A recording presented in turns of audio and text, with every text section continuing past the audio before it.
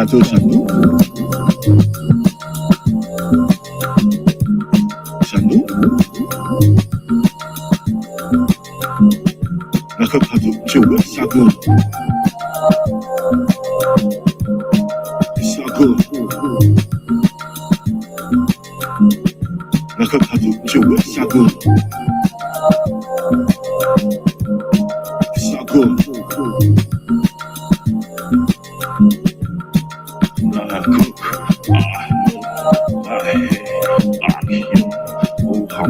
Hey, Shaku, hey, me, Wu-Sabat, me, Naku, Shaku, hey,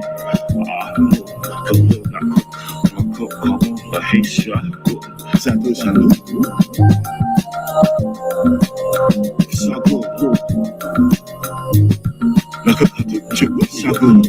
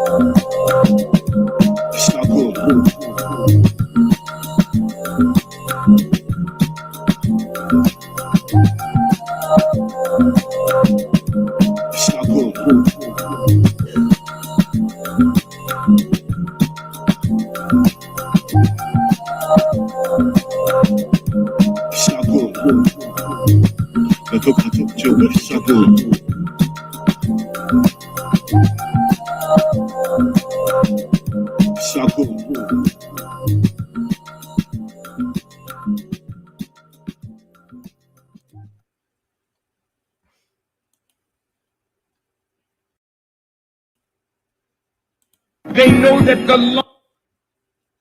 that the longer we are deprived, the greater will be the leader that comes to answer that deprivation. So they were watching to see who that leader was. They were looking for the Messiah, just like Pharaoh was looking for the birth of a deliverer, and just like Herod was looking for the Messiah. They heard Malachi. They heard a brilliant black brother. They saw him building a small nation here in Georgia. Is he the Messiah? Trumped up charges. Break up his movement. Put brother in jail. Watch for the leader who is gaining strength, popularity, power, influence. Then if you can bring him into court, fine. If you can't find a way to trump up charges, find a way to kill him. Find a way to kill him.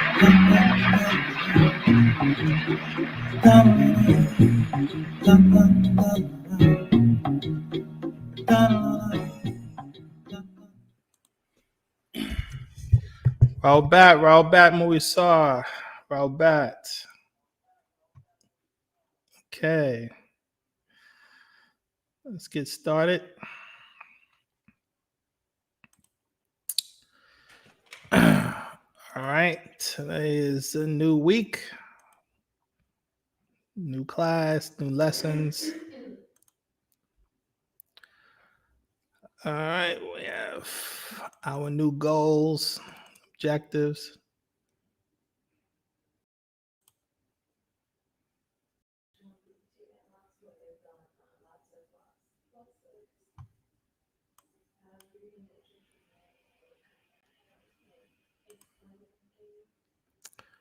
Okay, let's see.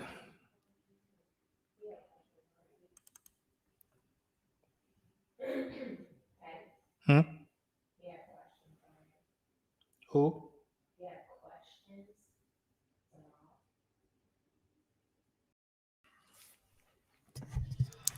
Roll back, guys. Roll back. I'll address the questions as soon as we get set up here and get through our little intros. Let's see. I got a different format here. I need to figure this out. 1 second.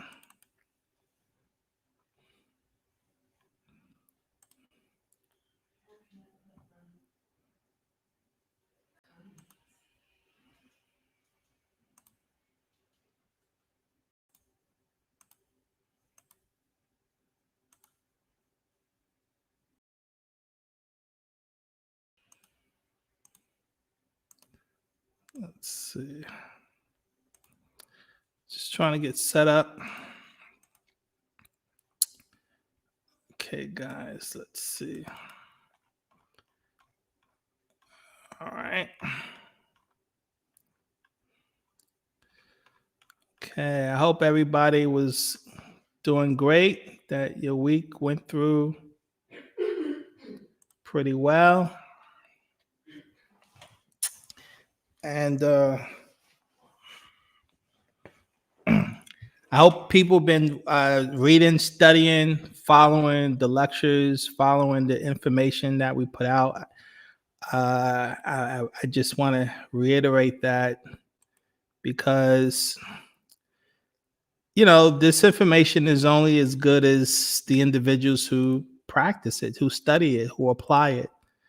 And so I try to do my best as far as explaining these concepts, but at the same time, you know, the main goal is for you know, those who are students developing themselves, right? What we talk about every week almost, because that's our main objective here is self-development. So that's what our whole focal point is all about. And so, all right, so now let's see where we at.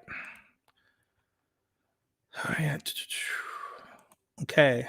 All right. So real quick, right? Our intro for those who do not know me. My name is Peti Sina Teptu Re'e, and I've been over a 30-year student teacher of the profound doctrine of the master teacher, known to us as Panabab Yananan, also known as Dr. Malachi Z.K. York, who has been teaching us our ancient culture.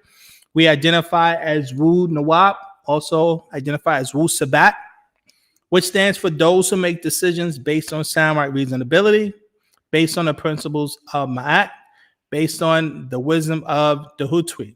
And in essence, what that really means is we as African people, culturally, historically, made our decisions to be in harmony with nature itself. We strive to live in harmony with nature itself. And we argue that the sufferings that Black people are dealing with for the last 500 years, in particular for the last 6,000 years almost, is due to the fact we gradually got away from our ancient culture to where we are today, where we're totally unaware of our ancient culture, and we have adapted foreign cultures. And by adapting foreign cultures, it may work for the foreigner, but it surely does not work for us. And we argue that our sufferings due to us making these type of decisions, life-based changing decisions to live foreign cultures that were never designed to work for us. And so we say the only way we're going to begin to fix our problems is to get back to our cultural ideals of our ancestors, how we used to live. You know, and so myself being one of the students of the master teacher, I'm one of many who are focused on trying to re-educate our people about this culture. This is what the master teacher has dedicated himself to doing. And Us students have dedicated ourselves to his assistance, trying to educate our people about why we should be living our ancient culture we identify as Wu-Sabat. Why is it important? Why is it significant? It's the benefits that it gives to us. And so I always recommend everyone to watch our lectures, to study our lectures, not just watch our lectures, to get an access to our doctrine, to the books and the videos and lectures that the master teacher has put out over this last 50 years. And it is designed to edify you, to bring you to a level of thought and reasonability where you know for yourself that this is the way we should be living as a people, you know? And so this is what we try to do. This is what we're focused on. And so I hope each week, you know, we're helping you guys towards a greater awareness and why we should be working to, you know, live this culture and live our culture to the best of our ability so we can eventually solve our problems, which is what this is all about. It's about solving our problems, and it's through our life-based choices. So that's what our goal is. All right. So to get started every week, we always open up with a prayer system. And part of our culture is rituals. For those who do not know that, it's very important that we have rituals, and the whole purpose of our rituals is to realign ourselves and reattune ourselves with our spiritual nature, which will allow us to connect with our ancestors who do exist on higher dimensions. And as Africans, we always acknowledge that. We always acknowledge that our ancestors we have ancestors that do exist, who exist on higher dimensions. And we had ways of making contact and the rituals, and we had different rituals which are designed to do just that. So we have prayer systems, meditation systems, chanting systems. All of these things were designed to teach us to recalibrate ourselves so we can learn how to make contact for the sole purpose of guidance, because we've connected with our ancestors for assistance, right? To help us in our day-to-day decisions, to help us in very important decisions that impact our lives. And so this is what our prayer systems are about. This is what our rituals are about. So let's get started with our prayer system. Okay, first of all, before I do that, I need to bring something else up because I only have the one, and I need to get the other system. I'm sorry, I'm a little bit behind today in setting things up, but I will get it together. Let's see if I can find where we put that.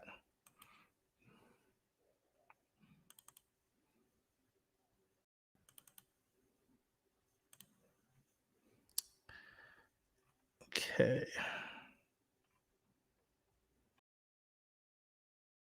Okay. I'll get that later. I can't find it. All right. So now, all right. Pa sawa wu pa tarak. Panan safa kawun. Pa sawa wu pa tarak. Z kawuna nazula laha enkum. Mana saba'at Wu-Sabat. Ama hadayan un shafay un. Mana salafukum wu nataru. Ajula ye nafasukum. Afuk shane kawun kuma. Pa sawa wu pa tarak. This book, The Truth and the Way, it was sent down for you all from Sabat Wu-Sabat, star constellations, as a guidance and a healing from your ancestors and overseers, Panatharu. Return to your own, accept what is yours, the truth and the way. Anun tawa ankum laha panan shafe'un wu alaj. Anun tawa ankum laha nasuinun. Anun tawa ankum laha ashuk. Ankum at the salafunun. Anun at the khara'ukum. Anun talub nasakuma. Anun talub nasakuma. And soanun sayunataru. And soanun salafunun. Anunata Muspa'u. We thank you all for this healing and cure. We thank you all for not forgetting us. We thank you all for Ashuk. You are our ancestors, Panatharu. We are your children. We seek your help. We seek your help. Help us, divine overseers. Help us, our ancestors. We are Muspa'u. Anun. Atun. Atun. Amun.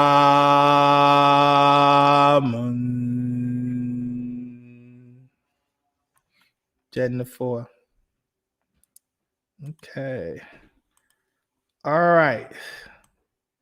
So let's see, guys. I'm still trying to set up here for a minute.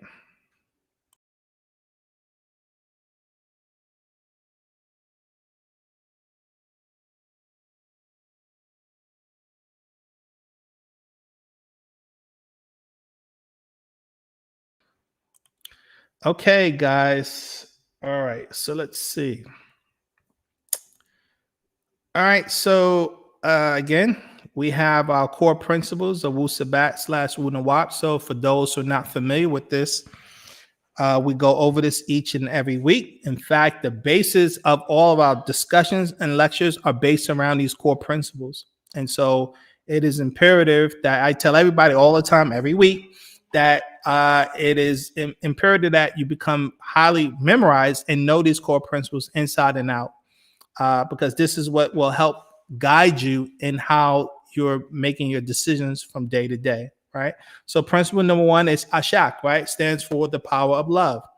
There is nothing we're going to accomplish in the positive without doing it within, based on Ashak. So that's key. Principle number 2 is resurrection, to become goddesses and gods by opening our third eye, right? This is the whole goal of our whole doctrine, is about restoring, resurrections, to restore what we lost, to get back to originally how we used to be. Right, that's what our goal is. Principle number 3 is the wisdom of the Hutui and Ma'at. We did lectures on those, so I highly recommend for everyone to watch those lectures if you have not. And if you have, I'm always recommending to watch them again. Right, Ma'at stands for order, and the Hutui stands for our divine mind. Principle number 4 is relationships. As Sabians, we live of, for, and by each other. It's what we've done, always done as African people, right? It's beginning to get away from the cultures of capitalism, all the isms that are out there, and get back to our indigenous cultures that was designed to work for us. And we did a lecture on that, so I highly recommend people watching that. Principle number 5 is morphic resonance / matrix. Morphic resonance stands for your sound, color, vibration, frequencies, right? It's the energy signature, the vibrational signature of existence itself that produces matrices, right? So a matrix is the materials that come into existence. And so from morphic resonance.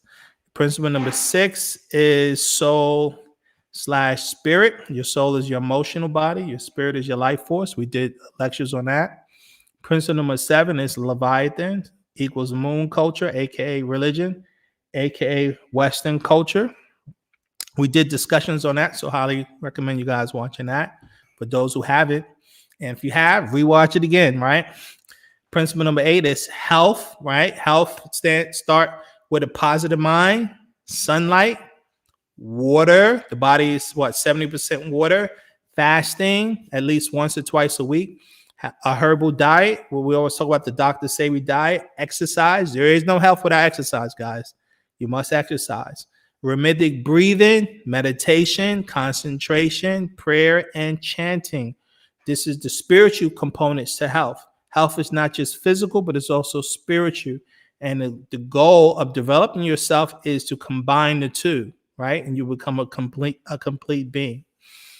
Principle number 9 is Pa'ut, which stands for the creative force. It just means the all, which is the creative force itself. And the next is SMAT. The creative force is based on cycles. So the SMAT stands for the cycles of nature itself. And Achach, that's the actual energy that all things are made of. Achach, right? And Achach translates to ether, and ether goes from 9 ether all the way down to 1 ether, right? So, goals of students of Wu-Sabat. We have 3 primary goals, right? First is to raise the self. Second is to fight Leviathan.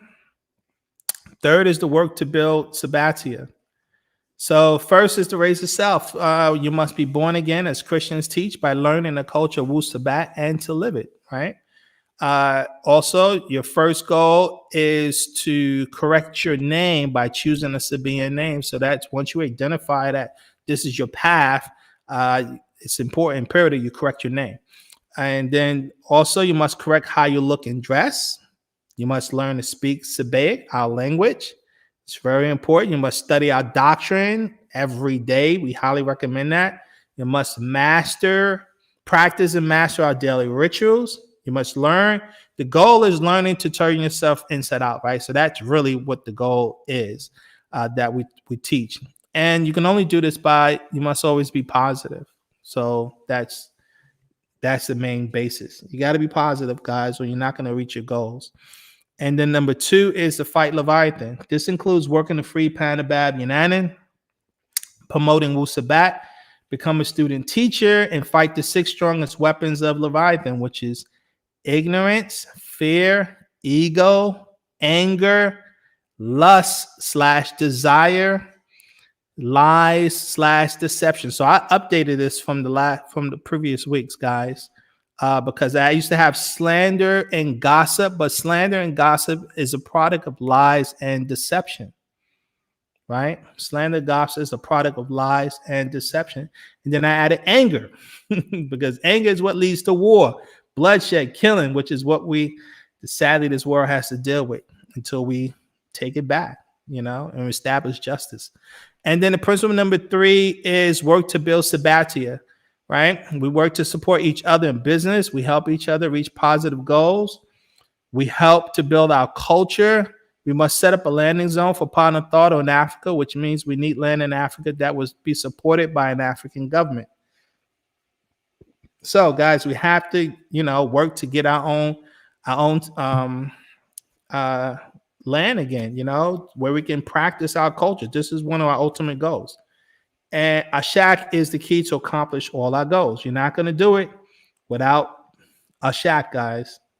So what does it mean to be a Sabian? A Sabian is someone who is thoughtful and cares, someone who is helpful and honest, someone who is responsible and hardworking, someone who demands justice, someone who is righteous, someone who is positive and cheerful, someone who is loving and peaceful, someone who is clean, someone who is kind and considerate. Our purpose as Sabians is liberation from adverse forces. So this is what we're working towards each and every day, to liberate ourselves from adverse forces that we live under, right? So 1, you must take action each and every day to free yourself of 60 spirits inside and out, which includes Black people who are possessed by these spirit forces. 2, acknowledge and fight 6 ether from promoting capitalism, the gay agenda, miscegenation, and the so-called equality of the races. And 3, learn, live by, and promote the laws/rules of natural nature. And then word of advice, right? Do not judge this doctrine by watching the behavior of Panabab Yananan, nor his students. Judge this doctrine by the effectiveness of the information, aka information, that you personally put to practical use. This doctrine is based on self-authentication, guys. I can't stress that enough. This doctrine is based on self-authentication. Those who know better, do better. Those who know better, do better. You be the example that you want others to live up to. We have to act like that.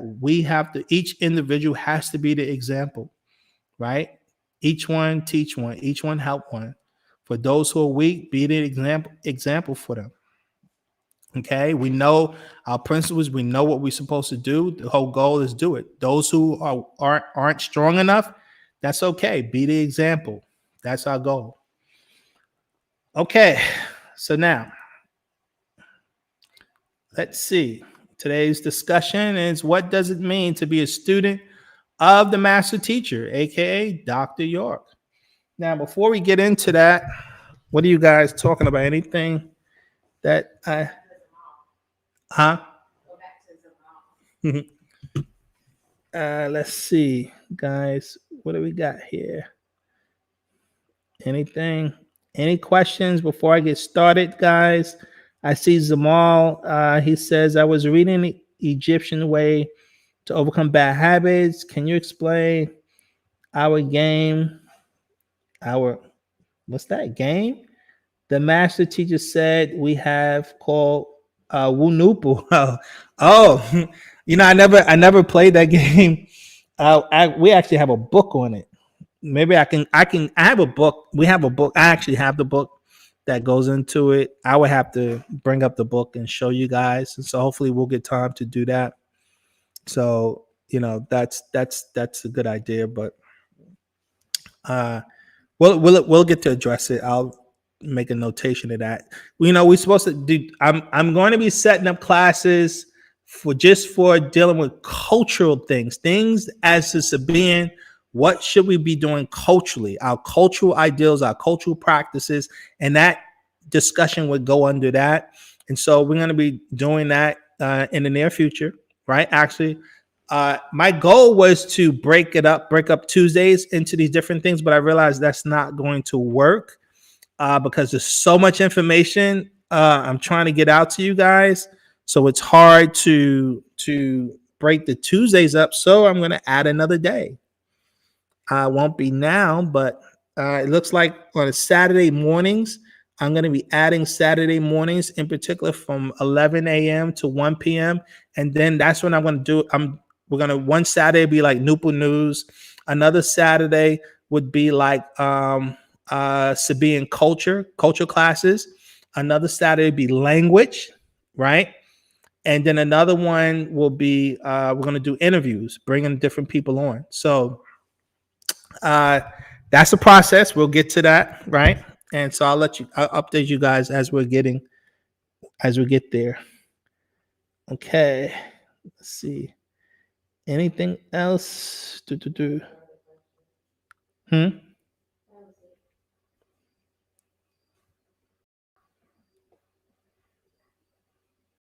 Oh, question, Gawada.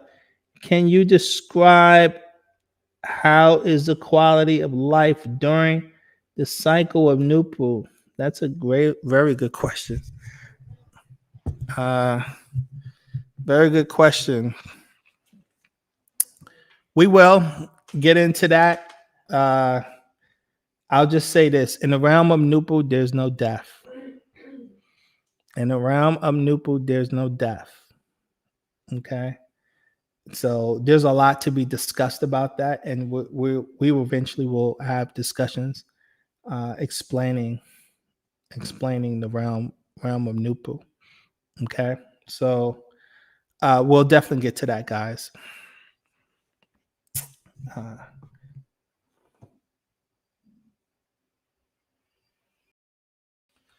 Question from Lily Amoon: is the website up and running?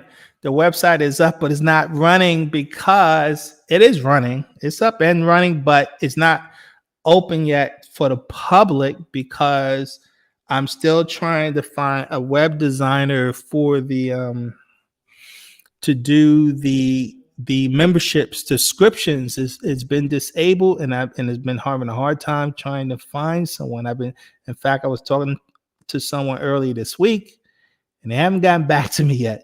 So I'm still trying. I'm still looking. Hopefully, we'll find someone soon who can fix that one part, because it's just one feature that's missing, which is the subscription, so that people can sign up and then be able to log on. And trust me, once that becomes available, I'm definitely going to be promoting it constantly every week, because that's very key to our goals, is getting the site up and running. And this is why the classes are so important when I'm doing these discussions, because I want people who who, as you guys become members, I want people who are becoming members who understand our goals and our objectives, so you guys can help steer this business towards the right direction. Because NoopooH's community circle, which is the name of the site, it's for everybody. It's for all of our people. This is not, first of all, it's a non-for-profit, so it's not even about me trying to make money, right? And so it's about using that platform for us to make connections with our people worldwide, to share concepts, to share thoughts, to share business objectives for teaching purposes. Eventually, we can get off social platforms like YouTube, like Facebook, because they censor us, guys. And we need platforms where we're not going to be censored, where we can teach our culture, our doctrine, because face it, what we teach is adverse to their system just as much as what they teach is adverse to us, and so we need our own systems, our own sites, we need our own land, we need our own everything. And so it's a process, and it's only going to work with you guys support. So I definitely will keep you guys updated as that becomes available.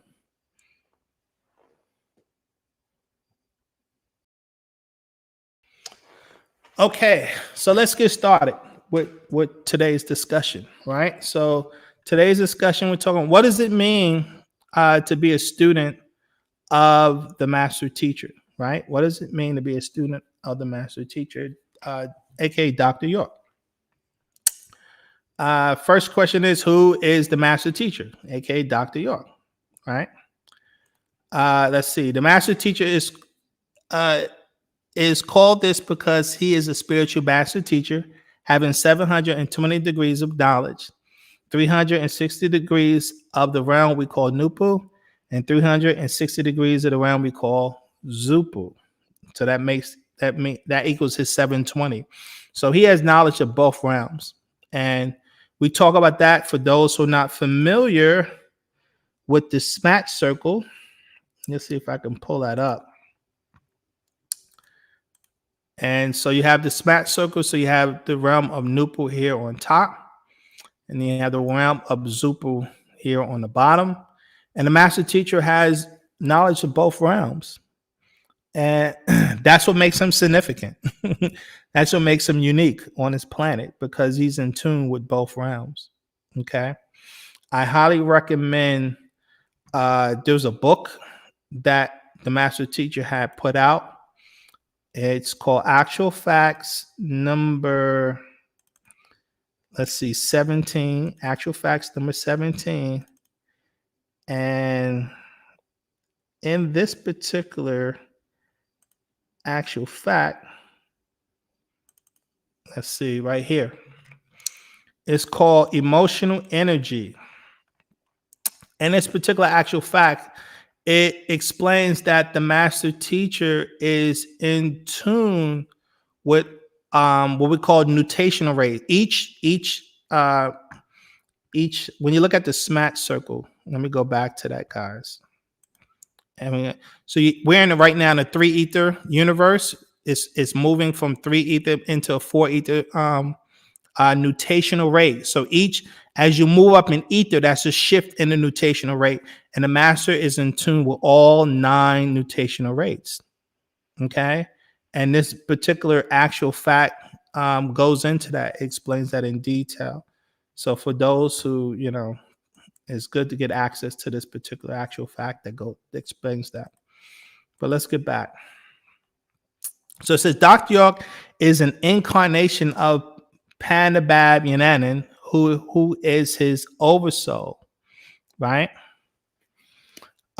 You become a master when you become one with your oversoul, which is the goal of every student of Dr. York. Panabab Yananan's purpose is to spiritually educate his students so that they become free of the spell of Leviathan, right? So that's our ultimate goal. We always talk about we're fighting the spell of Leviathan. And I've read many times the purpose of the master teacher. There's a book I think is pretty good. It's an older book, right? That goes into let's see, the master teacher's purpose also. This book, I believe it was written in this 1970s, I believe. Let me see if I can find it, because I think it's a really good book, because I've showed you guys in other books before about he explains his purpose. We talked about that last week. That his job is to re-spiritually educate, our people. And he's been talking. He talks about his purpose in different books from different points of view, at different timelines, right? And so I like kind of going through them, because it shows people the different timelines. Now, this is a book that we put out. It's called The Opening of the Seventh Seal, Secret Societies Unmasked, right? And this is an old book. I think this came out in 1978, 1979 to be exact. And he goes in here and he talks about our principles, right? Principles of truth and justice and peace and freedom and love and joy and unity and success. Now, mind you, this is in 1979. He goes here, our beliefs, goals, and symbols. He goes on to say the 8-pointed star is symbolic of the 144,000 from all points of the planet Earth. It is our compass. The 6-pointed star is composed of 2 triangles, one upright for the new covenant of the tribe of Ishmael, which is from the father Abraham, and the downward for the tribe of Israel, who also descended from father Abraham, passed through his son Isaac and Jacob, the son of Isaac, right? So the also that 6-pointed star is another. It's actually a matrix symbol, and it also represents the 2 abodes, right? The physical abode that we're on and the spiritual abode to become one. Your goal is to unify both energies within oneself. That's the goal of resurrection, is to your physical and your spiritual nature lines up, right? So that's another reason, another essence of the 6-pointed star for those who don't know. He goes on to say, we are known as Nubian, as we are the descendants of Noah through Cush, who was the father of Nuba, which is now called Nubia, Northeast Africa. We are pure people, the original owners of the earth. We have planted our royal seed in particularly every part of the globe. We are by no means a minority. The Nubian race makes up most of the world.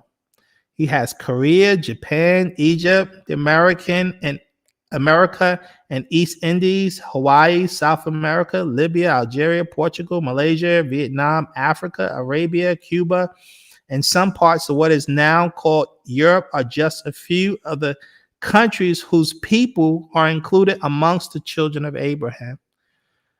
Says, we believe that the pale race of jinns are the seed of the serpent, or what they call the devil, called the Amorites, and many other names. We call them Mukasu today. Now, the Nubians have been placed under a deadly mental spell that has rendered them totally ignorant of their true heritage. It is vital to his very existence that this spell be lifted, right? It is vital to our existence that this spell be lifted. We call on Nubians or Cushites, the true Semites, to come together and honor our new covenant with the Creator. You should reject such degrading titles as Negro, African American, Balaalian, colored people, and Spanish. We are known as Hebrews because we are the true ancient Hebrews from the seed of Adam. Our father Abraham was the first to be called Hebrew because he crossed over the Tigris-Euphrates River. This was one of our migrations, or Sabbath is a comment that we keep the 25th hour or Sabbath, which begins with the setting of the sun on Friday and ends with the setting of the sun on Saturday, according to the Holy Scriptures. We are called Hebrews, the Nubian Islamic Hebrews, and Saudi Allah community. So, guys, this is, again, this is in the 70s. So, that was the basis of our doctrine. Of course, it's upgraded since then, right?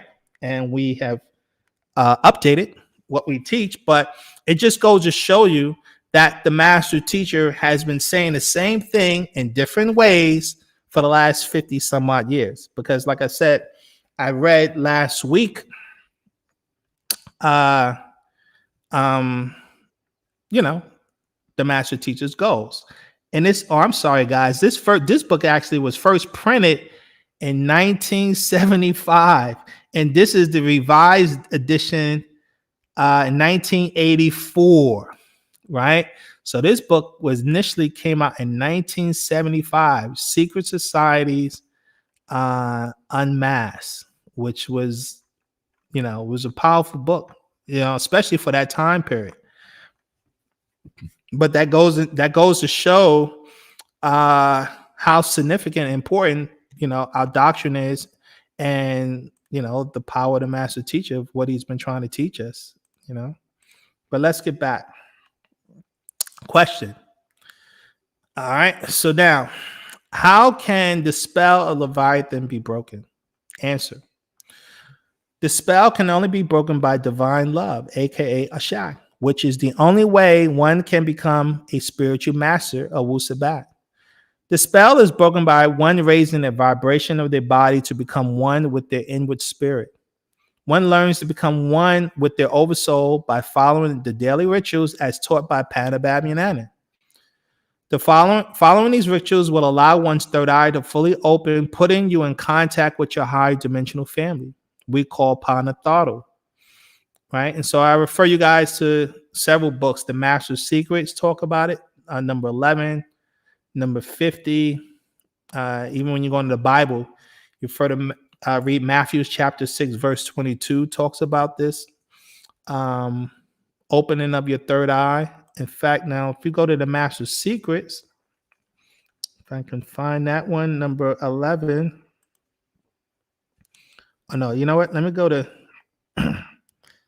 number 50, because I know exactly where that is. Let's see if I can pull that up. And here we're going to talk about something I discuss, a lot. So this is the Master Secret, and this is called Pa Anunnaki. And I think if you go like to the very last, here it talks about right here. So it says, and this is paragraph 216. It says, thus you have the demand blood or tabat nature of two natures inside of you. And just like many Shikasu people who are mixed, you can choose which side to be on after you have taken control of the 30 personalities in you. So guys, remember we talked about that, the 30 spirits that you guys must learn to subdue mentally, right? You have to overcome that. And it says, let your ayin or I become one. Refer to Matthew chapter 6, verse 22. It says, the light of the body is the eye. If therefore thy eye be single, thy whole body shall be full of light. Right? And if you're also refer to Luke chapter 11, verse 34, the light of the body is the eye. Therefore, when thy eye be single, the whole body is also full of light. But thy eye is evil, thy body also is full of darkness. And so again, the master, who has been saying the same thing over and over again, stressed the importance of learning to open up your third eye, guys. Okay, so as a student of the master teacher, you guys have to understand what your goals are, right? What our objectives are. Question. Why aren't people explaining these facts in public about the significance of being a student of Dr. York? Answer. Lack of comprehension of Dr. York's doctrine. I say ego, bad students, and a lot of students were more focused on the man and not the message, some would argue. We have a very doctrine that I would argue is very difficult for a lot of students to properly explain or teach. The basis of our doctrine starts with explaining Genesis chapter 1, verse 1, guys. Most students do not talk about the significance of the Adam and Eve story and how it relates to everything we have been dealing with on earth for the past 6,000 years. The Adam and Eve story is a very real event in our past that only Dr. York knows the true events of, and is because it is such a fantastical story, sadly, most people will discard it. Okay, and so we're going to be doing, guys, we're going to be doing lectures, and I said this before, dedicated to the true story of Adam and Eve. It is imperative that we understand that. But if you go to the Bible, Genesis chapter 1, verse 1, it talks about in the beginning, God created the heavens and the earth. And anyone who knows the original, that's the English translation. But if you read it in the original language of Hebrew, right, that you read those manuscripts in, obviously they don't use the word God because that's a Greek, that's a Germanic word. They use the word Elohim. So in the beginning, the Elohim created the heavens and the earth. And anyone who knows the Hebrew language, they know that that's a plurality. It's not one being, it's a multitude of beings. And so you're dealing with a group of beings who came to the planet Earth, who began to, how can I say, almost terraform. They were terraforming the Earth, right? Many things, and we're going to get into that. The master teacher have talked about that in various books that I highly recommend you guys read. There's one book called The Actual Facts, His Story. Another one called Intelligent Design or Divine Design or Plot of Aliens. And the other one is The Master Secrets Pa Anunnaki, the one I just showed you guys. This particular book right here kind of goes into those stories about, the true stories of Adam and Eve and the beings that came here. It is, highly important to become educated about these events. So I just want to say that. All right. So now, question. If Dr. York is so special, then why is he locked in jail? And this is a question we're constantly getting, guys, right?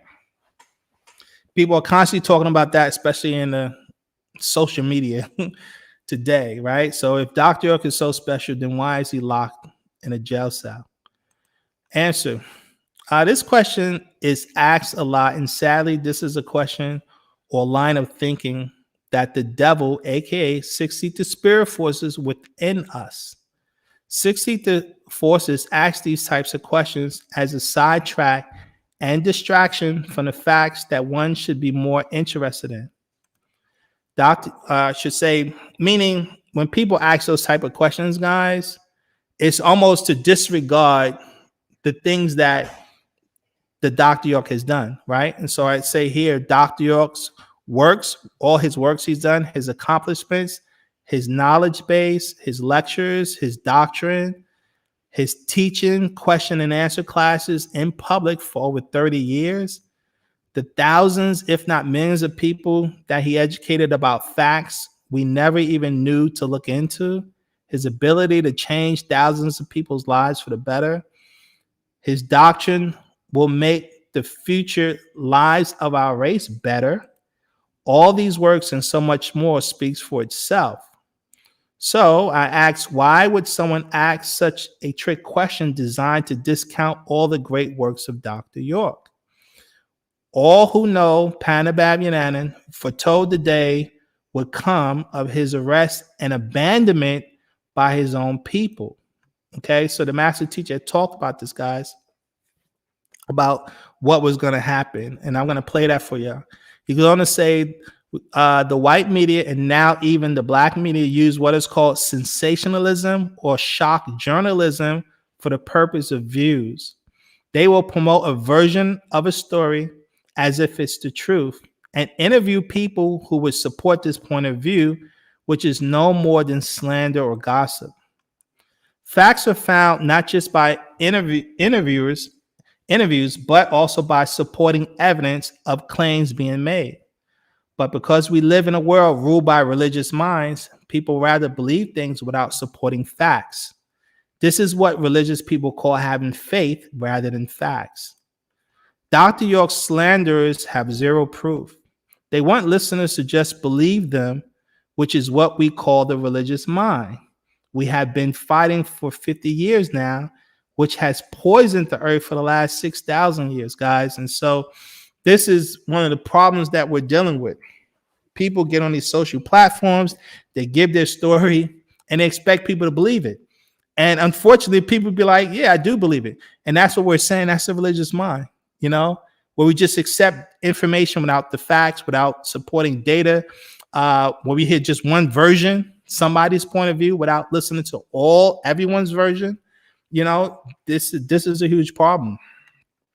And so this goes into, what we say with, so many people who put this information out, which is designed to mislead. But I want you guys to listen to, this is a lecture discussion the master teacher did addressing just this point, and it's very important. It's a CD we call The Persecution of Our Leaders. But listen to this, guys.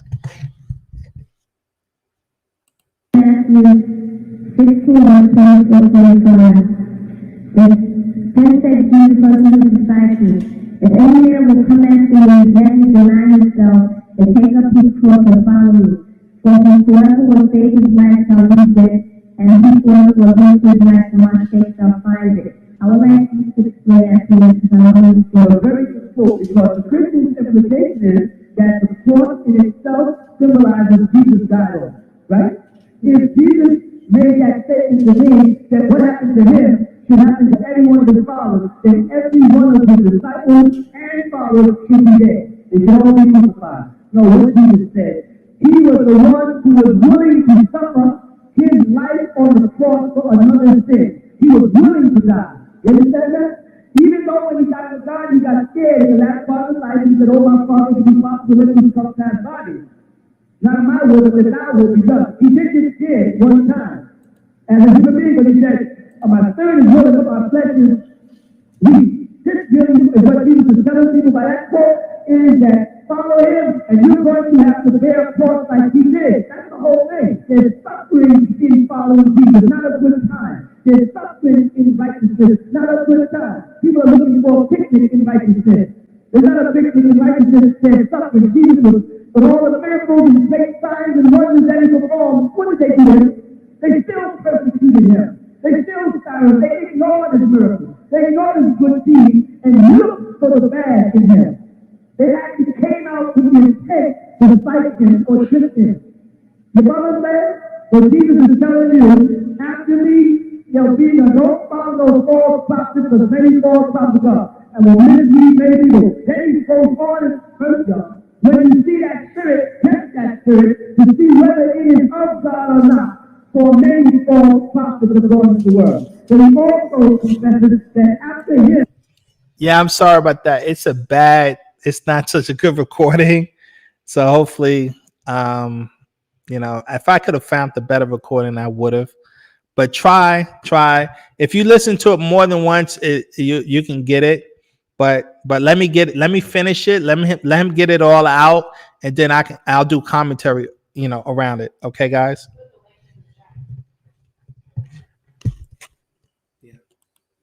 Another prophet would come, but test the prophet to make sure he's not one of the false prophets. Who is the prophet that Jesus was talking about? Was the same one that when the Pharisees came and asked John the Baptist, "Are you Elijah?" And he said no, because he didn't know who Jesus told him he was. And asked him, "Are you the Messiah?" He said no, he wasn't Jesus. Well, are you that prophet? So they was expecting three things. They was expecting the return of Elijah, then the Messiah, and then a prophet. John the Baptist later on found out that he indeed was the return of Elijah, because Jesus said so. And Jesus indeed was the Messiah. question about. But the third personality, are you that prophet, they never address. Jesus spoke in St. John chapter 15, as well as in chapter 16, that another comforter. When you say another comforter, that means like something that is already here will come unto you. Yes, he will be endowed with the Holy Spirit. What is Jesus still the Holy Spirit? So to be endowed with the Holy Spirit, to be of the Holy Spirit does not mean that you are indeed the Holy Spirit. Jesus was a prophet. He said himself, a prophet is without honor in his own house. So Jesus said he is a prophet. Yet, as a prophet, he was still classified as one endowed with the Holy Spirit. But he blew the Holy Spirit on his own disciples. He sent them out, teaching in the name of the Father, Son, and the Holy Ghost. So he gave the Holy Spirit. So Jesus had the power to give men a Holy Spirit. And when they had the Holy Spirit, then they were endowed and start to be the Holy Spirit. What I'm trying to make is that so after Jesus, he predicted the coming of another prophet, and this prophet would be a human being who would be full of the Holy Spirit, which is none other than the Ahmed, which is another word for covenant or praise, which is Muhammad. So Jesus told people to pick up that cross and follow him. What he was telling them is that when you become one of my followers, life is going to be tough. Because they're going to want to persecute you for righteous name's sake. They're not going to just accept you. They're going to abuse you. They're going to... So he's talking about how when you refer to Jesus' time, people like Jesus' disciples were persecuted. You know, guys, we're living in a world ruled by Leviathan. So anyone who's trying to teach righteousness, you're going to be persecuted for righteous name's sake. Because we're trying to convince black people to give up European culture. Now, think about that. Their culture is based on capitalism. They make tons and tons of money off of us. If the millions of black people to say, you know what, we don't want anything to do with their system, what do you think this government is going to do? They're going to wage war on us the way they waging war on anyone who don't support their systems. That's what the whole war in Iraq is about. That's why they're trying to go to war with Iran. That's why they're messing with North Korea. Anyone who does not agree with their system, they wage war on you, guys. And that's just the reality of it. And that's the nature of the Caucasian. And when you look at what he's been doing the last 500 years, he waged war in every civilization that wasn't like his. And the goal was to make everyone succumb to their system. And that's what we're dealing with. And that's what the master teacher explains. So anyone who's trying to teach a doctrine that's adverse to their system, you naturally become the enemy here. You're not, that's just an automatic. You become an enemy. And that's what the master teacher is trying to explain in this discussion. But let him finish. That's what they do to righteous people.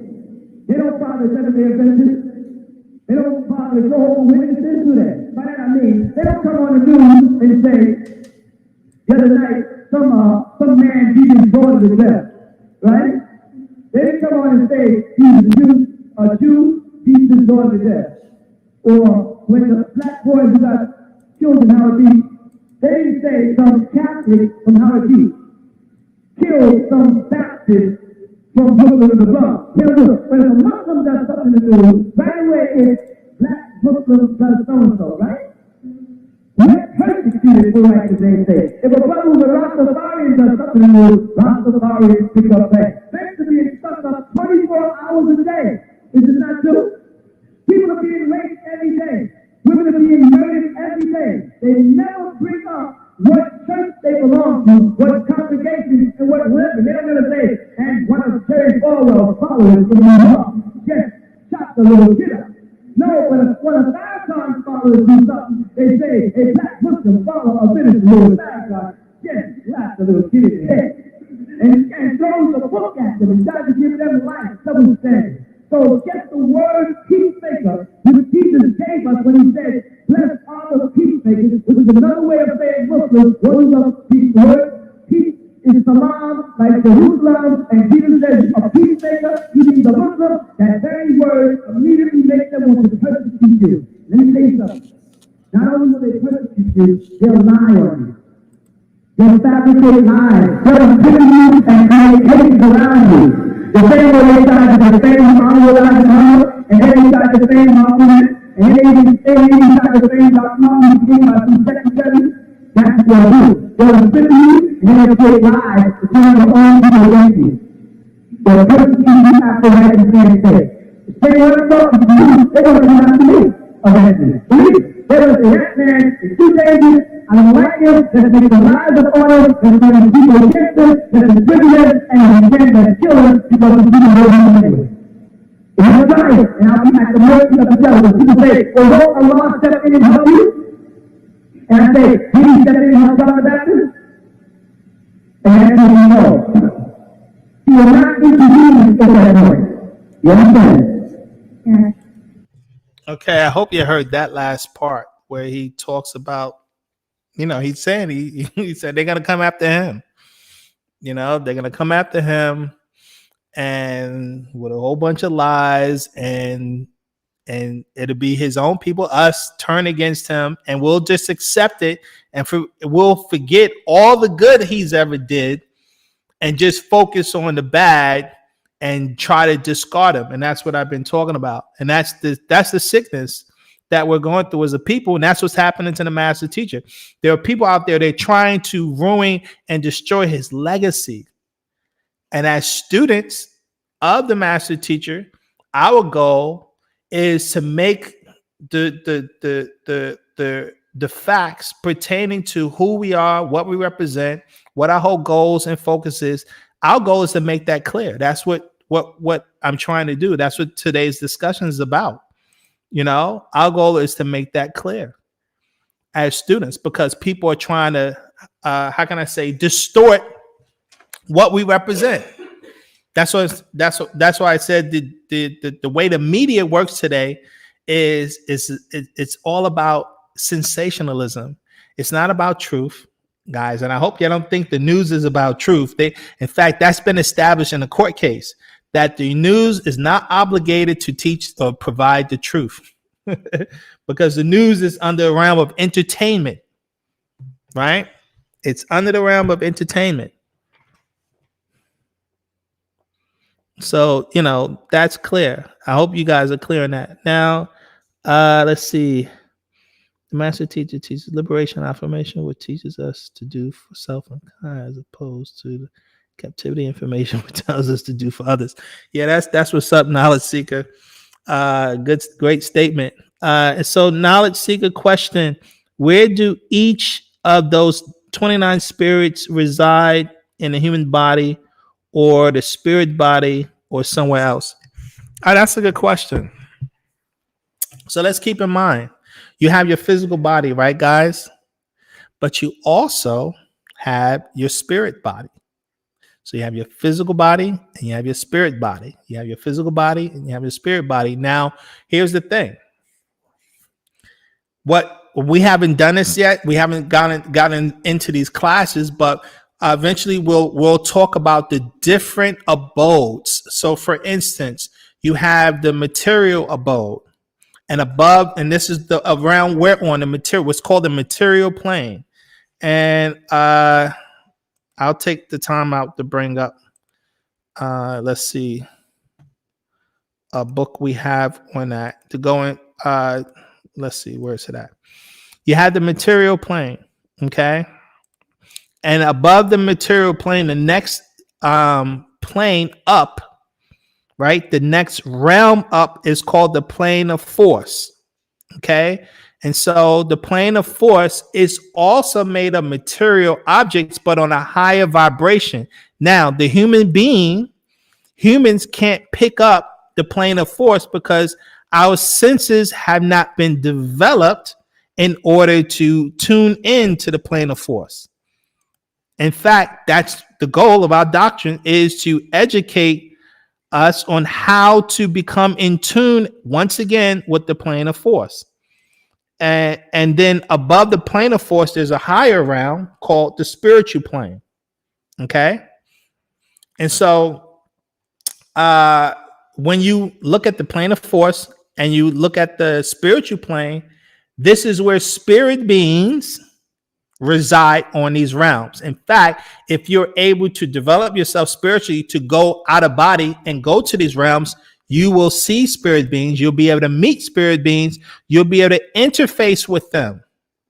And that's how spirit beings, how can I say, influence humanity, because they're vibrating on those realms. And because humans aren't spiritually developed, you don't know when a spirit being is whispering to you. The Quran talks about that. Muslims talk about that all the time. Khanas, the whisperer, right? Where spirit being is speaking to you and is influencing you. And so a lot of decisions that, let's say, you normally would not make, you wind up making. That's in fact, that's where our addictions come from. Spirit beings are influencing us to make decisions that are not in our best interest. And so that's the 29 spirits. They exist on those realms between the plane of force and the spiritual plane, who in essence, because they know how we're vibrating, they know our morphic resonant field, and they're able to match that morphic field. And by matching that, they can send their thoughts. Because think about it, where the question we should be asking ourselves, where is our mind at? Because the mind is not in the body. So where is your mind? Your mind is on what we call the mental plane, guys. Your mind is on the mental plane. And from the mental plane, we're able to send messages. The mind is sending messages from the mental plane into the physical body, into your brain.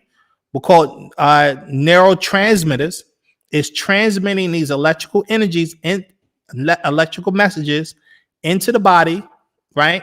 And then you get thoughts, and then that thought translates down your spinal column and activates. And that's how your body is able to move based on you making decisions. So that's a discussion all to itself that we've yet to address, and we will, right?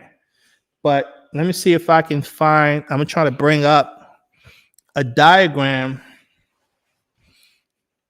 that goes into trying to show that the different planes. Now, the master teacher has put it in many different books, right? This is one breakdown of it. So you have the material plane on the bottom, right? Then above that is the plane of force. Above that is the spiritual plane. Above that is the mental plane. Then you have the plane of divine truth, the plane of divine reality, and then you have the union with Anu, or we'll say Ore, okay? And so he talks about the mental plane here. That's where our mind is vibrating on the mental plane, okay? And so when how can I say, our whole goal, our whole mission is to learn to become in tune once again with all of these realms. Right now, as humans or mortals, we're not in tune. We're not even thinking about making contact or learning how to tap into these higher dimensions, because our people are totally miseducated and distracted. And they don't even know these realms exist, but they do exist. And that's where spirit beings are operating from the plane of force and the spiritual plane. So it's very important that you guys know that. Let's see.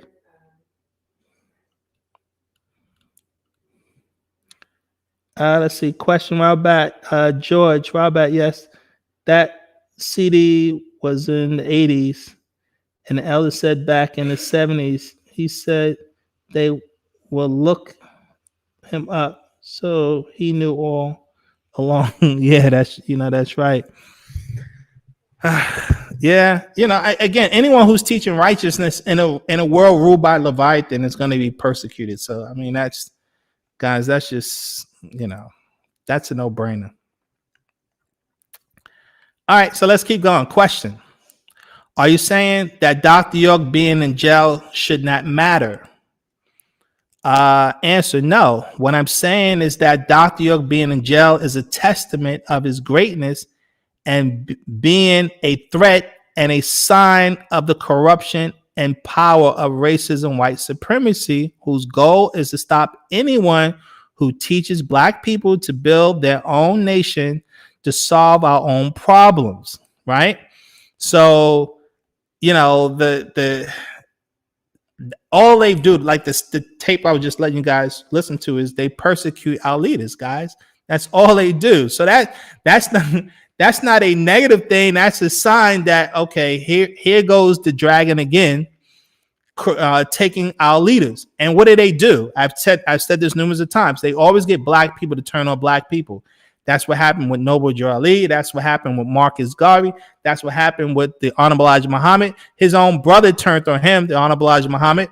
The Marcus Garvey, one of his right-hand guys, turned on him, all working for the FBI, right? And so, Noble Drew Ali, his people turned on him. I mean, the list is endless.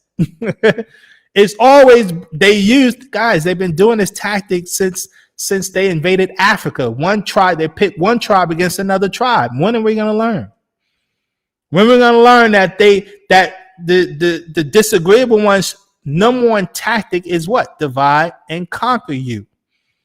And we keep falling for it. And so the question becomes, well, what's the definition of insanity?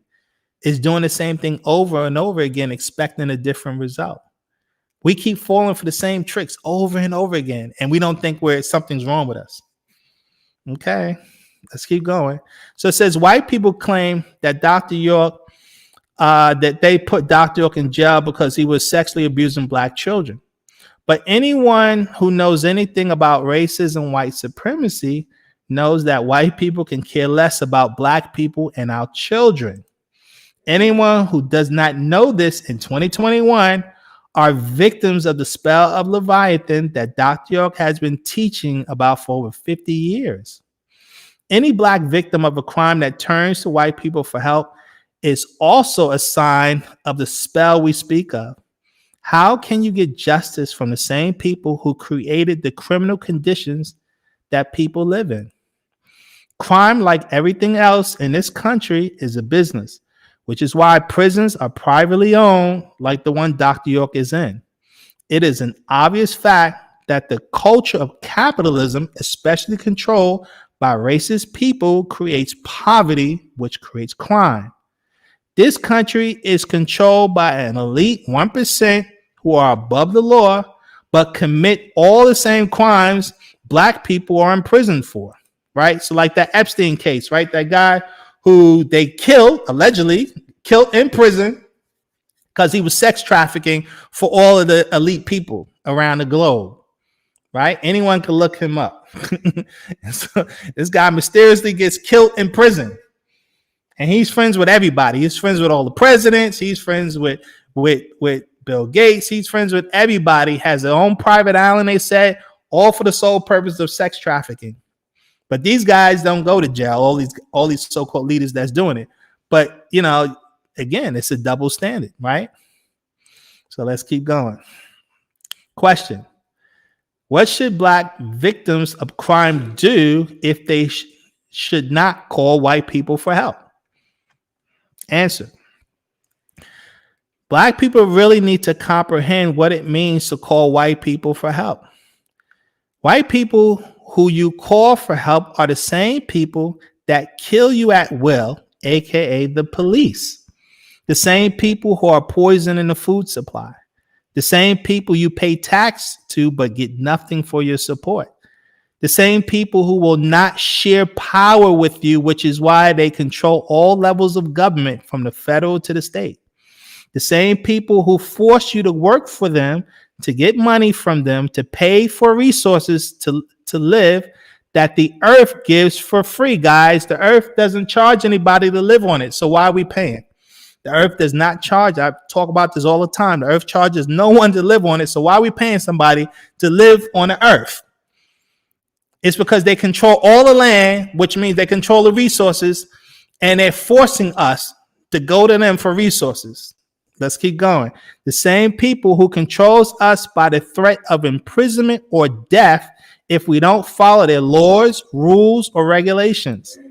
The same people who miseducate your children to only work and serve the interests of white supremacy by only teaching them about white greatness, excluding our greatness. Guys, they're not going to teach us, nor should they be expected to teach us about black greatness. That's our job. But we're sending our children to them to be brainwashed with their dogma, like what was yesterday, Columbus Day. a cold-blooded murderer. And how many people, right, had the day off and got paid? In essence, we're celebrating a cold-blooded murderer. Do we have any control over that holiday? No. You think white people care what we got to say? No. But let's keep going. The same people who are fighting in the media right now, how they don't want critical race theory taught in their schools, guys. You're looking at the media, this whole thing about critical race theory. They don't want to teach in the school systems that this system is inherently racist against black people, which is a fact, but they don't want to teach that. And we don't have no power to stop. They're passing laws to ban it. Let's keep going. The same people who convict and give more prison time to blacks versus white people doing the same crimes, etc. I can go on and on, right? So these are the people you are turning to for help, but then would argue with Dr. York that you are not under some kind of spell, and even accuse Dr. York of putting you under a spell.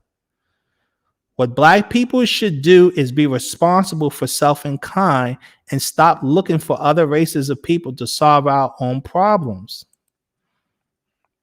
And if you feel that if you don't call white people for help, the black person who did the harm is going to get away with the crime, then I say, so what? Because you are the same people letting white people commit all kinds of crimes against you each and every day, and you say and do nothing to stop it.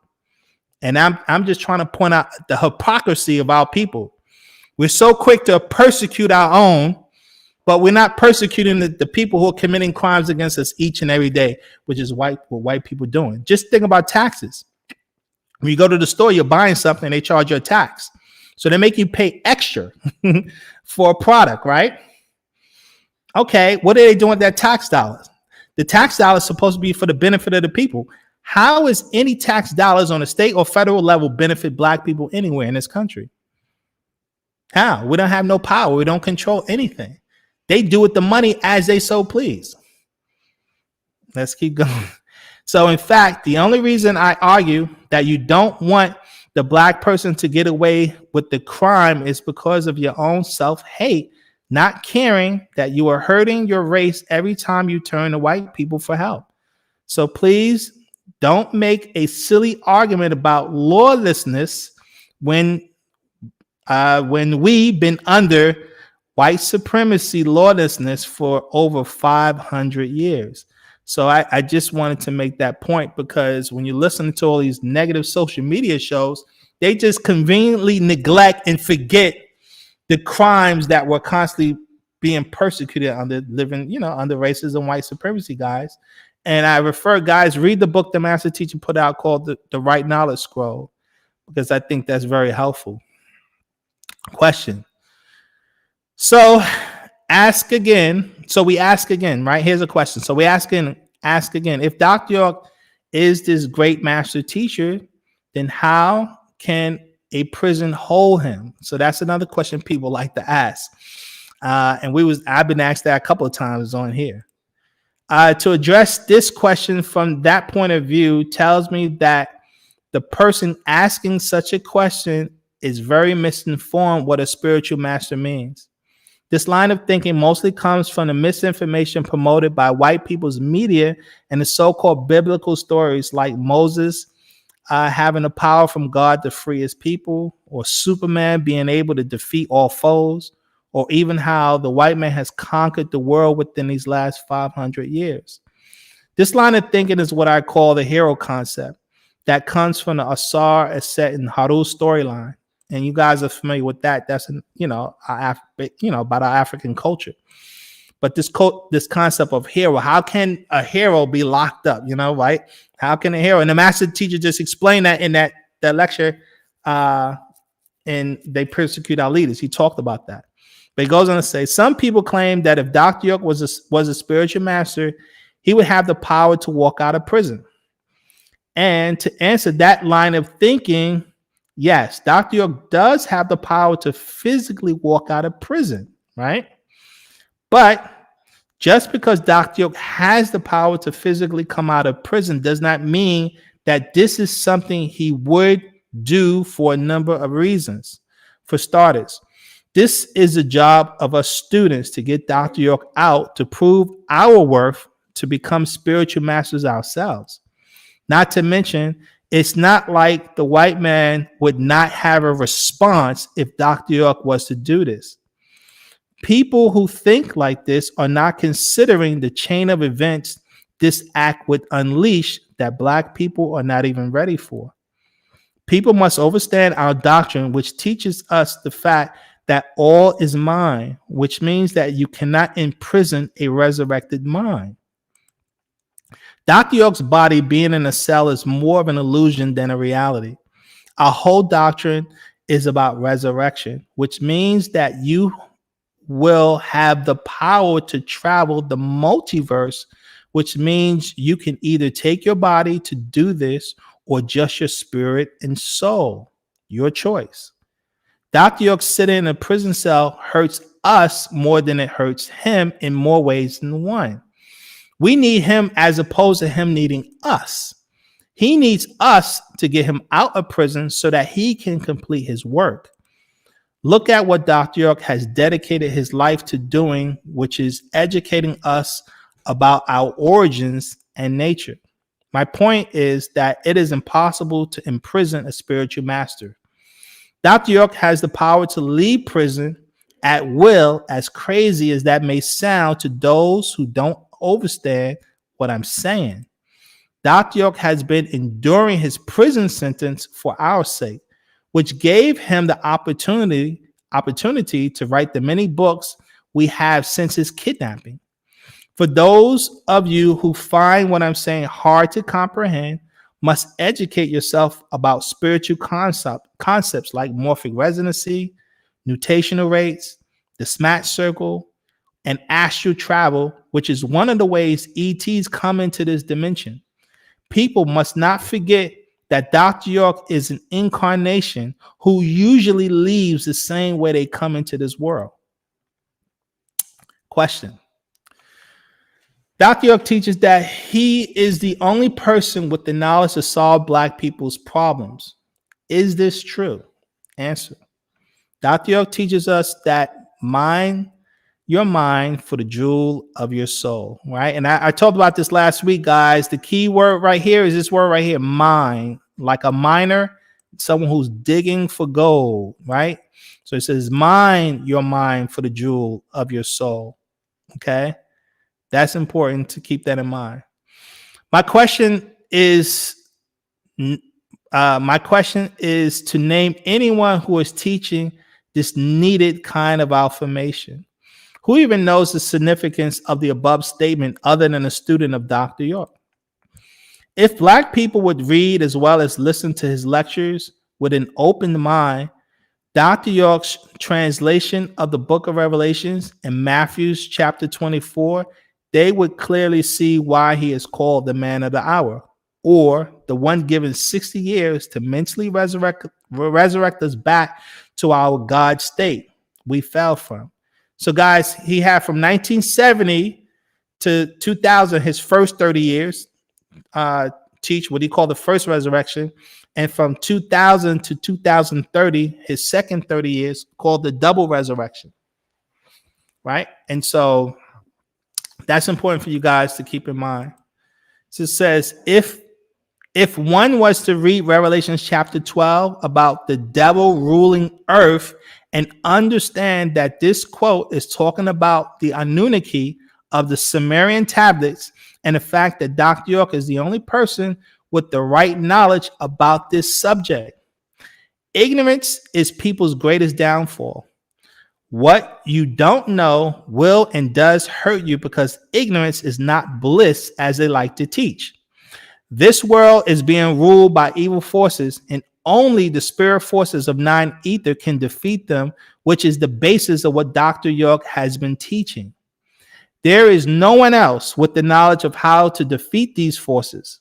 Dr. York has been the only one who has shown and proven he is the one with the right knowledge who is able to defeat these lower forces.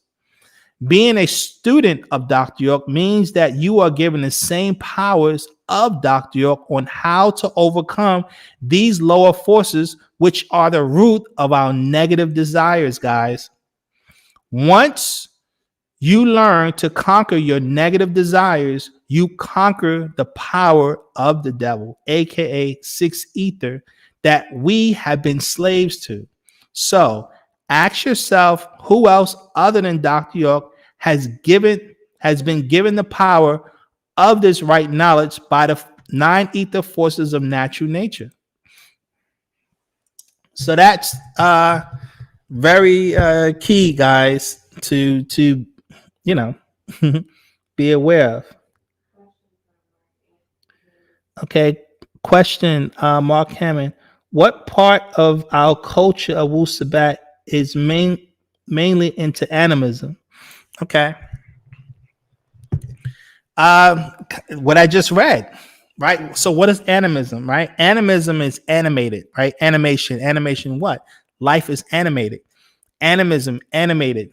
Energy. Animism is really talking about energy. Like life existence is based a living force, an energy force. Okay. And so as an African people, we identified this living force within all of nature. We identified everything was a part of this living force. And as Africans, we were in tune with these forces. Okay. And so what we forgot, right, which is what the master teacher is teaching us, that these forces that we call spirit forces have different degrees of energy, or we say different degrees of ether. So you have 9 ether spirit forces, you have 6 ether spirit forces, you have 3 ether spirit forces, and we've lost knowledge of that. And we're re-educating our people about the different types of spirit forces, because spirit forces represent intellect. We talked about this before, guys, right? Spirit forces represent intellect. So a 9 ether force deals with the mind, deals with being in harmony with nature itself. A 6 ether force is just the opposite. A 6 ether force deals with sex and reproduction, but it's not in harmony with nature. It's not in tune with the creative force, because the creative force itself is 9. And 6 represents the death of 9 ether. And then you have 3 ether force, or ghost. Ghost is the death of 6 ether. The ghost force just represents death itself and destruction and decay.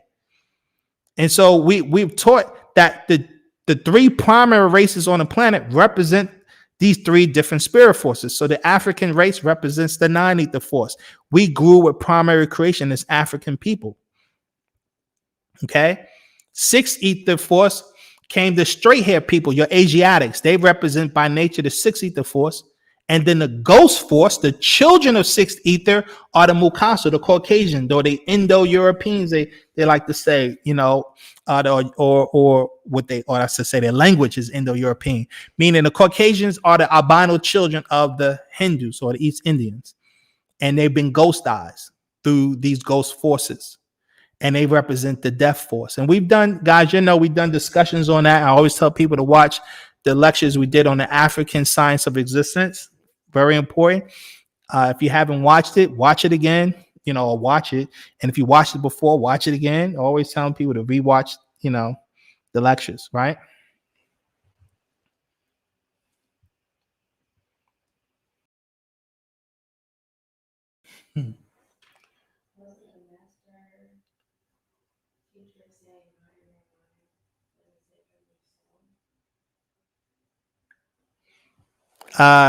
Read that statement again. Zamal, wasn't the master teacher saying mine? No, he used mine like a mining, right? M-I-N-E. M-I-N-E. I wish I would have showed you guys. We put it in many books, but look that up. I'll show it. I don't have it on. I don't have it with me. I would show it to you guys. Because I think a lot of people misread that. They overread it. They don't realize what he's writing. That he's using the word mine like a miner. And a lot of people they'll overlook that and don't realize what he's really trying to say, because he's telling you have to become focused on becoming one with your oversoul, mind, dig through in essence, through the rituals, through the spiritual practices. You have to be mining for your oversoul to become one with that oversoul. That's the ultimate goal of all students of Wu-Sabat. That's what we represent, right? So that's very important.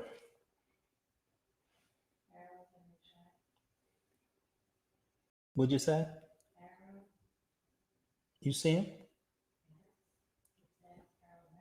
Okay, yeah. Wu-Sabat Muisar Pharaoh.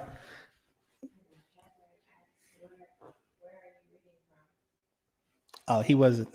Yeah. All right, guys. So I hope you get that. Now, last one. Now, we talked about this. I did this last question, the same as last week, and I'm reiterating it again because it's an important question, right? So, is resurrection possible? Answer: resurrection is not only possible, but it is probable once you re-educate yourself spiritually. Our goal is to learn how to get yourselves vibrating in harmony with your spirit, which will open portals to higher dimensions. We accomplish this goal by being positive at all times, knowing that there are always solutions to challenges. This is why we know anger, frustration, stress, worry, anxiety, doubt, ignorance are all negative emotions designed to disconnect us from the higher dimensions of our ancestors. We know the goal of Six Ether is to keep us in these negative states that prevents us from working together in the power of love. Your emotions are your soul power that could be used for good or bad depending on your level of intelligence, aka the spirit force that dominates your personality. Now is the time to reclaim your birthright as a Nathar, guys. This is the time. Now, if you refer to, now here's a book that I think is pretty good to be mindful of, is this book, Stolen Legacy, right? This is Stolen Legacy. Now, where am I at? On page 61, let's see. Right here. This book right here, Stolen Legacy, The Egyptian Origins of Western Philosophy. Now, we talked about this book in other lectures that we've done, okay? But on the topic of resurrection, right? On the topic of resurrection, I've read this once before, and I'm going to do it again for you guys' memory. Talks about this is what was taught in the mystery schools, right? They call it the summum bonum, according to Pythagoras. Now, this is one of the Greek philosophers who so-called the Pythagoras theorem. This is a guy who was educated in Kemet in Egypt for like 20 years, right? And so they just plagiarized the doctrine. But here's what he said. He said the summum bonum, right? It says that it means the supreme good in man is to become godlike. So this is what that the Greeks were teaching, that our ancestors were teaching. The goal is to become godlike. This transformation is to be accomplished by virtue, which is a union of opposites in man's faculty. The subordination of man's lower nature to his higher nature, right? That's overcoming the lower forces. That's overcoming the 60 forces, guys. That's overcoming the 30 spirits, or really the 29 spirits to be exact. Okay, that's what our ancestors always knew. That was a part of our cultural objectives. Once we dropped from our level and became mortals. Remember, we were originally godlikes. We were God beings, and we dropped and became what we are right now. And so the goal in Kemet or Tamaray or Egypt was to restore ourselves, to resurrect back to our God state. Then he goes on to say, but the precise purpose of the Egyptian mysteries was to make a man godlike by the purification agencies of education and virtue. Consequently, it is clear that Pythagoreans obtained this doctrine directly from the Egyptian mysteries. Hence, It is also follows that philosophers who have taught this doctrine must have obtained it either directly from the Egyptian mysteries or indirectly through the teachings of Pythagoras. Then he gives a quote, according to Sellers, deification or becoming godlike was the purpose of the Egyptian mysteries, right? And according to C.H. Val, in his ancient mysteries, the Egyptian summum bonum consists of 5 stages during which the neophyte developed from a good man into a triumphant master, obtaining the highest spiritual consciousness by means of casting off the 10 bodily feathers and becoming an adept like Horus or Buddha or Christ, or what we call the Christ consciousness, right? And so that's when you become a master. When you become you become a master, when you become one with your oversoul, and that's what they call Christ-like, or you become Horus, right? Or you become Buddha. This is the ultimate goal of all students of Wu-Sabat. We talk about this a lot, and we can't help but reiterate, because the question that you have to ask yourself, what are you doing each and every day to accomplish your goals? That's my question that you must ask yourself. What are you doing each and every day to accomplish your goals? What are you doing each and every day to accomplish your goals? Because if you're not doing things towards the accomplishments of your goal, then how would you ever obtain it? Right? How would you ever obtain it? Guys, the master has been teaching now for 50 years now, trying to educate us about these principles. But where are we now? What does it mean? That's what the discussion is. What does it mean to be a student of the master teacher? If you're not doing this, if you're not working to develop yourself, then what does it mean? Right? What is our purpose? Our purpose is to become masters. How else are we going to defeat Leviathan? Because as we can clearly see, we're not in no condition as we are now to defeat him. We don't even know how to unify. We still go to the Mukasu, against each other. That's what I was, reading about. If we got to go to him to solve our problems, when are we going to become responsible? So the question becomes, what does it mean to be a student of the master teacher if we're not going to be responsible? If we're not going to take control of our destiny? As the master teacher keeps saying, you must give him everything back, not some of his things, all of his things. So what can we do, family? How can we help each other work together so we can help each other accomplish these goals? That's food for thought for all of you.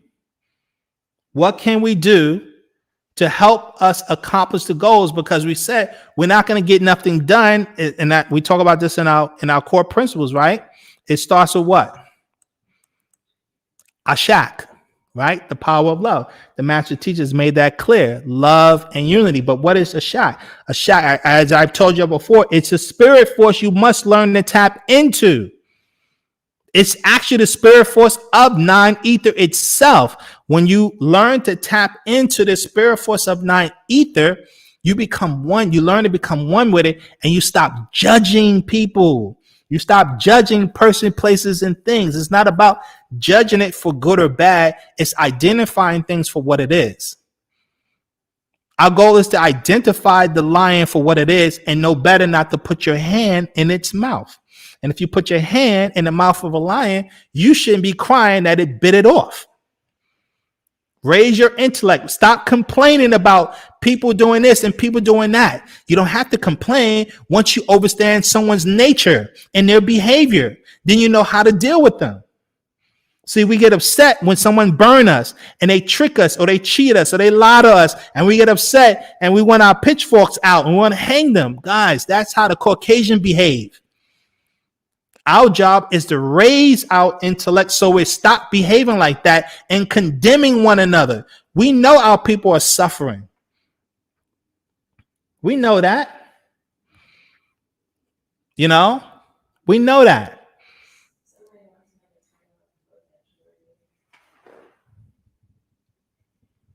The question from Lily Amun, the The title of the book is called Stolen Legacy. Stolen Legacy by George James. You can look it up. It's online, Stolen Legacy. Very, very popular book among the Black conscious community. A lot of people are aware of it.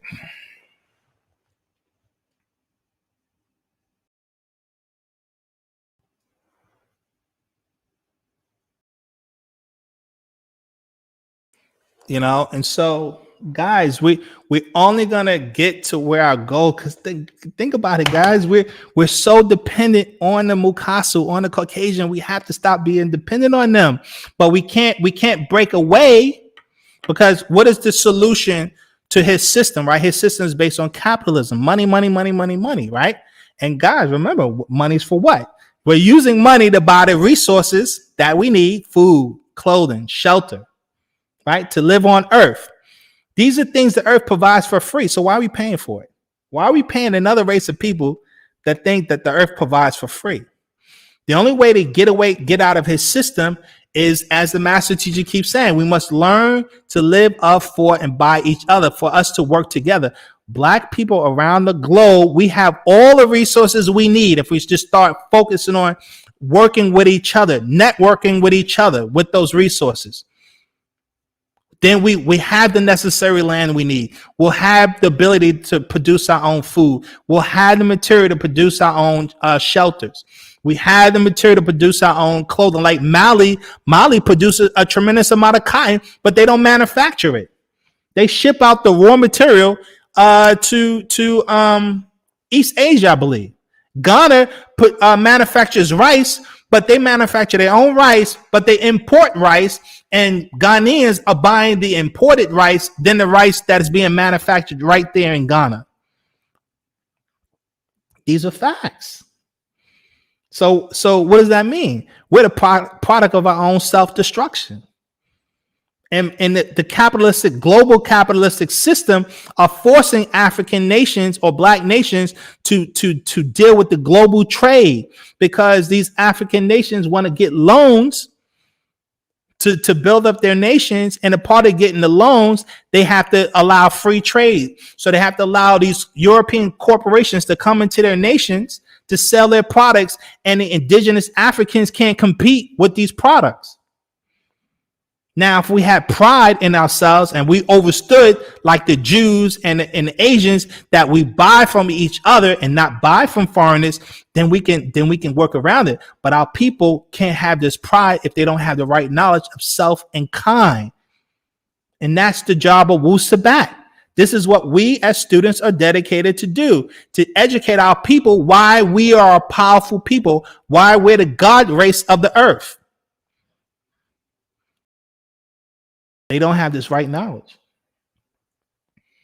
Who's going to teach this right knowledge if it isn't you, the students? It's you, the students, that have to get out there to spread this right knowledge. Why Wu-Sabat is the solution. Our people don't know. They do not understand their abilities. They really don't understand the power of melanin. They really don't. They talk about it, but they have no clue of the spiritual implications of melanin. We're the ones who teach that. They don't even understand the different types of abodes. That's why we educated our people about what? The SMAT circle. Who else knows about the SMAT circle? How we can tap into these higher dimensions. No one else is teaching this, guys. No one else knows about the different nutational rates that you have to learn to become in tune with. No one has that right knowledge. We're the only ones with that right knowledge. You know? The master is the one who explained, in this book right here, emotional energy, about the different nutational rates. That each of those different abodes that the SMAT circle is talking about is those different nutational rates, and how, as children of nine ethers, African people, we can learn to become in harmony with all of these dimensions. And remember, each nutational rate, like when you go into 4 ether, that's a different universe, guys. In a different galaxy. So the ETs that are coming here, they're coming here from other galaxies that are connected to other universes. I read this the other week. I was talking about in the Holy Tablets. It explains that our universe is a part of a cluster of 7 other universes that we're connected to. And they're all vibrating at different nutational rates.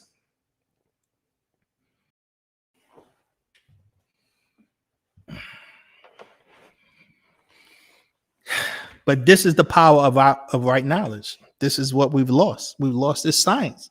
This is what makes the master teacher the master teacher. Why he's significant? Because he's the only one who's explaining this kind of resurrection information in detail. And we got books for days explaining these concepts in detail. Facts, actual facts.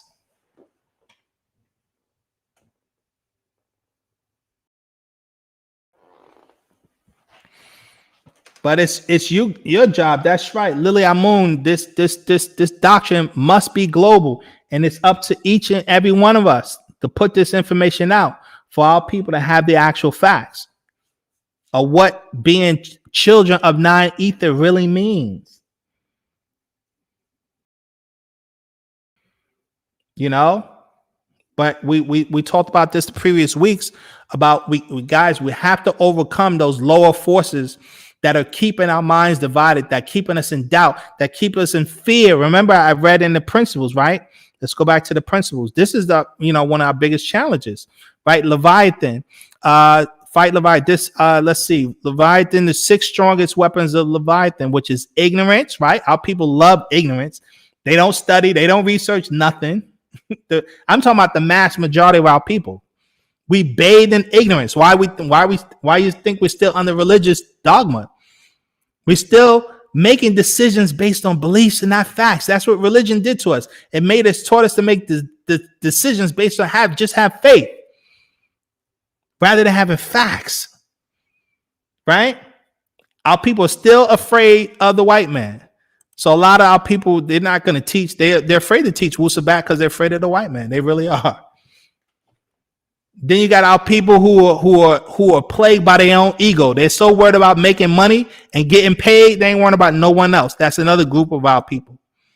Then you got the other group of our people who stay in the frequency of anger. They're the ones who are fighting all the time, hussing and cussing and debating, and they're the ones who are committing the crimes and murder and whatever. Then you got another group of our people who are just children of lust. They're the ones in the strip club, or they're ones who are doing the stripping. They're the ones who are in porn. They're the ones in Las Vegas every week. They can't control their own lust. And then you got the ones who love to lie and deceive. That's our media today, the black media. That's all it's doing, is putting out deception and lies just for views, guys. How many YouTube channels focus on just worrying about views? They'll lie all day, every day, just so they can get more views. That's all Leviathan. That's what we call black devils, people who know they're doing bad and do it anyway because they're possessed.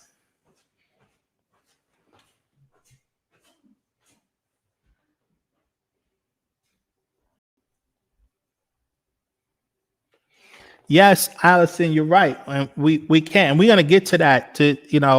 I'm definitely building towards where we can start helping each other, right? From a business point of view, so we can start networking. We got to get more people supporting on our network, on our channel. We got to get more people working with us, right? We got to get people who want to help build our own. That's why we have goal number 3, to work to build Sabatia.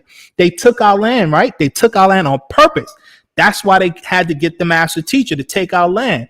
Because remember, I keep saying this, guys, we got to know capitalism is about, they need customers.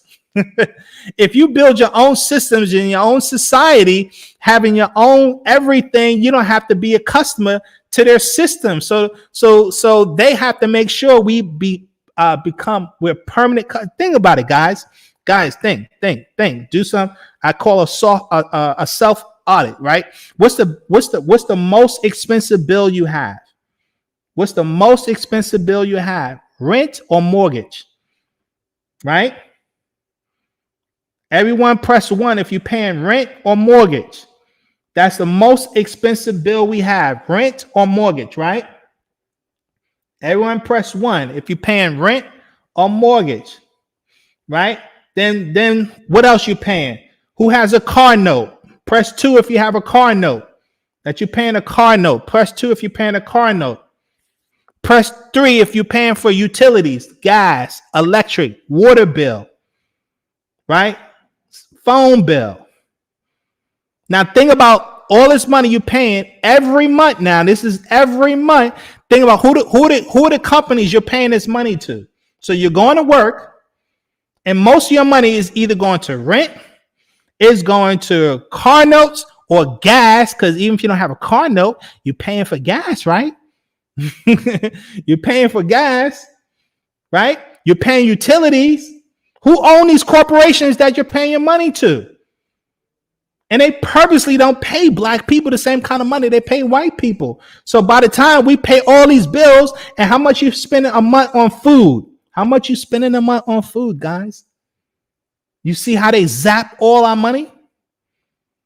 And so what is it? It's a never-ending cycle. So every week you got to keep going back to work to them, make more money to give it right back to them. We're paying for our own oppression. How's that make any kind of sense? We're paying this. We're paying the people to oppress us. We're working. What makes you think we're still not? Guys, this is still slavery. Because we're trapped in it, and we're constantly fighting each other. And the only way we're going to get out of this if we work together. But how are we going to work together if we're constantly fighting each other? And that's why we said only the power of love. You got to let go of your hate, your anger, your frustration, with each other, because we have a greater adversary that we're at war with. Guys, if you don't realize that you're at war, we're at war with these people. You're at war, and the war is mental. Their whole goal is to control your mind, the way you think. Why you think I'm talking about here? I put it here in our purpose, right? And I say here, their goal right here, the gay agenda. What do you think the gay agenda is about? It's what everyone knows is to feminize black men. If black men are all feminized, how are they going to be a support base or a protection base against the Mukasu? Where are you going to get your warriors from? Where are you going to get your warriors from? if everybody's been feminized, we're at war. I mean, I know people don't want to deal with it, but we're at war, man. This miscegenation. The problem with miscegenation, mixed race mixing, is you dilute your bloodline. The more you dilute your bloodline, when you made it with other races, you take on their spirit forces, guys. That's what makes it harder for you to make contact. That's what makes it harder for us to resurrect, because we kept mixing in. Now, of course, the Mukasu raped us during slavery. So we kind of had no choice, but now we have a choice, and we're still mating with these people. But when you different race means different spirit force. Remember that. Different race means different spirit force, which alters your morphic resonance, that takes you out of harmony and tune with your ancestry. It disconnects you. Remember that, guys. Remember that. This is warfare. And the strategies they're using against this is extremely sophisticated now.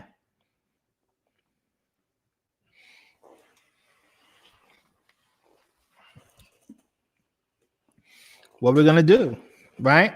What are we going to do? So I go back. I keep telling you guys, you got to watch the lecture I did, right, on relationships. Live of, for, and by each other. This is the only way we're going to get out of this. It's the only way we're going to get anything done. You can't use the weapons of your adversary against them. It ain't going to work. It's not going to work. You got to come up with your own systems, your own power source.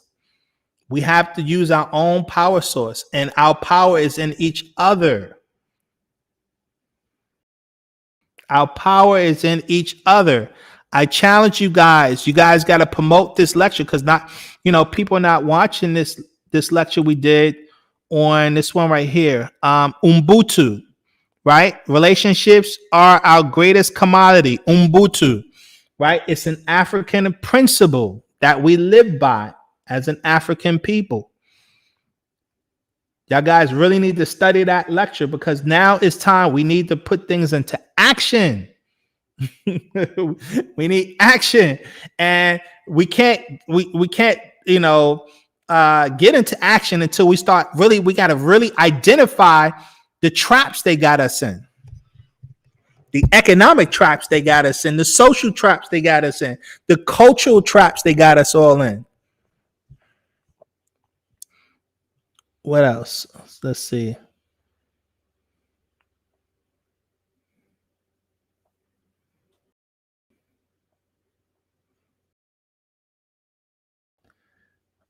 Okay.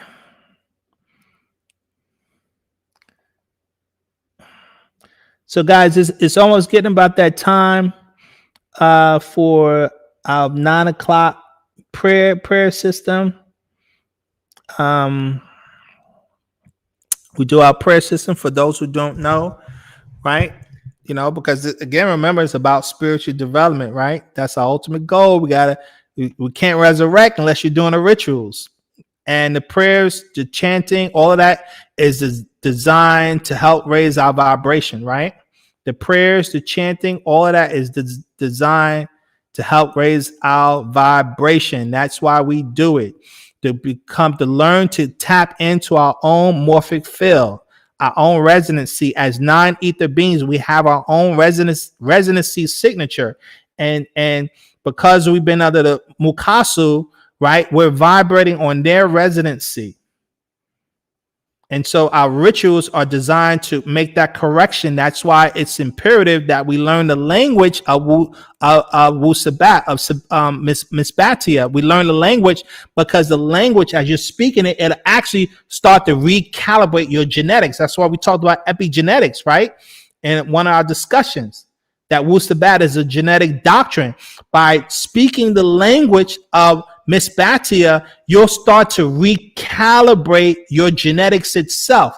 You'll be reharmonizing your genetics back into your tone, your frequency.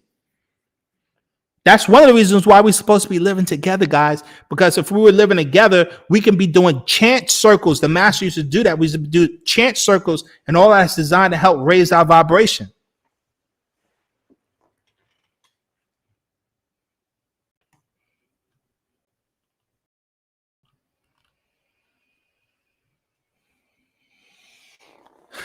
Okay, so it's 9. So we're gonna do chants, and if you guys have any more questions, I'll address before I close out. But let's do the chants and the prayer system. And for those who are following, you guys can read. We have the English translation there, so I'm gonna do it in our Lahaj, which means language, and then you guys, you can follow along, guys. And for those of you guys have the chant, y'all should be saying it with me at your house. Remember, one of the reasons why we give a time period, so we can start to link up spiritually. If everybody start doing these chants at these times, we'll begin to connect with each other spiritually. We have that power. We just need more of us. We need hundreds. We need thousands of us doing it at these synchronized time cycles, guys. Remember that. Okay? So let's get started. Badei Kalau Namasat Wufako Amar Kasam Un Shalil Pa'ut Pa Takyu Anuki Jawef Pa Ashuk Im Pa Pa'ut Wu Kala Ashuk Kawun Jawef Naya Anuki Kasam Un Im Pa Pa'ut Wu Pa Pa'ut Kawun Kasam Un Im Naya Anuki Wahu Amar Pa Pa'ut Wu Papa Ut Kawun Wahu Amah Naya Naku Kador Naju Amah Kasam Un Im Papa Ut Wu Khabu Amah Mushkash Un Naku Kador Kawan Kala Pafaf Naku Daya Jawef Papa Ut Amah Wase Amah Dayani Kawun Lake Bakui Jawef Papa Ut Anuki Yababi Nafasni Papa Ut Kawun Anuki Papa Ut Kador Naku Kador Pa'ut Amul Nakuk Amur Lahahum Menehnun Lahahu Menehnun Ahumata Karahum Anhumata Karekum, Anhumata Karenun, Anhumata Juefnaya, Anhumata Naya Wu Anukihum, Ashuk Yaye Ashuk Re'e, Asmua Jaye Nun, Yaye Nataru Afuk Nun, Anunata Mukra Ukum, Yaye Nataru Afuk Nun, Afuk Nun, Afuk Nun, Yaye Nataru Nun, Anun, Atun, Atun, Amun. Namazo Wahu, Yaye Mufaku, Yaye Hu, Yaye Hu, Yaye Nataru, Yaye Saye, Yaye Nataru, Yaye Hika, Yaye Nataru, Ankum at the Pa Mufaku, Yaye Hu, Yaye Nataru, Ankum at the Pa Mufaku, Wu Anun at the Mukra Ukum, Wu Ankum at the Musanun, Yaye Hu, Yaye Nataru, Aro Muklas Nun Atum Uree, Yaye Hu, Yaye Nataru, Namazo Atu, Aro and Hu, Yaye Muktamu Afutnun, Ankum Maye Yake Laduda Muslafunun, Wu Muisaunun, Mane Yake Sawura Pa Ba, Mane Yake Kawuna Ka'u, Mane Yake Ata Achach, Mane Yake Kawuna Basha Wu Damam, Yaye Nataru Muktamunun, Aro Muftadnun, Anhu Kawun Manzam Mane Pa Nataru, Aro Anhu Kawun Baba Yananan, Aro Anhu Kawun Atum Re'e, Aro Anhu Kawum Haro, Namazo Talu, Yaye Nataru Muslafunun, Afutnun Mane Pa Mujwa'u, Afutnun Mane Gahal An, Yaye Nataru Afutnun, Mane Saya Gayara, Afutnun Afutneye, Yaye Nataru Nun, Namazo Rabu, Pa Tahmui, Nakuk Talub Tahmui Bi Pa Nataru, Mane Pa La'en Lawi Tanan U, Kale Ranam Atni Atta Lahe Pa Nataru, Wu Kale Namazo Atni Atta Lahe Kayat Yatun Laye Pa Nataru, Pa Sawat Wu Pa Turuk, Panem Mishfa Kawun, Pa Sawat Wu Pa Turuk, Z Kawuna Nazula Lahe Ankum, Mane Muspa'at Musa, Ameh Hade An Wu Damal Mane Muslafukum, Wu Nataru, Aju Laye Nafasukum, Afuk Shene Kawunkum, Pa Sawat Wu Pa Turuk, Pa Hade An Wu Pa Damal, Anun Tawa Ankum, Lahe Panan Damal Wu Shafe, Anun Tawa Ankum Lahe Tim Nasuinun, Anun Tawa Ankum Lahe Ashukuma, Ankum Ata Muslafunun, Anun Ata Mukra'ukum, Anun Talub Nasakuma, Anun Talub Nasakuma, and so nun Kahen Nataru, and so nun Muslafunun, Anun Ata Muspa'u, Anun, Atun,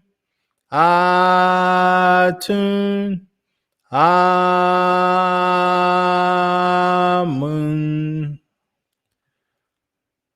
Yaye Nataru Nun, Yaye Mufta'u, Yaye Nataru, Yaye Atum Re'e, Yaye Natar, Yaye Nun, Yaye Natar, Yaye Nuntat, Yaye Natatat, Yaye Ha, Yaye Natar, Yaye Hatat, Yaye Natatat, Yaye Kak, Yaye Natar, Yaye Kaktat, Yaye Natatat, Yaye Amun, Yaye Natar, Yaye Amuntat, Yaye Natatat, Yaye Mufkam Uyi, Yaye Nataru, Yaye Atum, Yaye Natar, Yaye Shashash, Yaye Natar, Yaye Tafaf Natat, Yaye Nathatat, Yaye Sabab, Yaye Nathar, Yaye Natat, Yaye Nathatat, Yaye Arashtat, Yaye Nathatat, Yaye Asar, Yaye Nathar, Yaye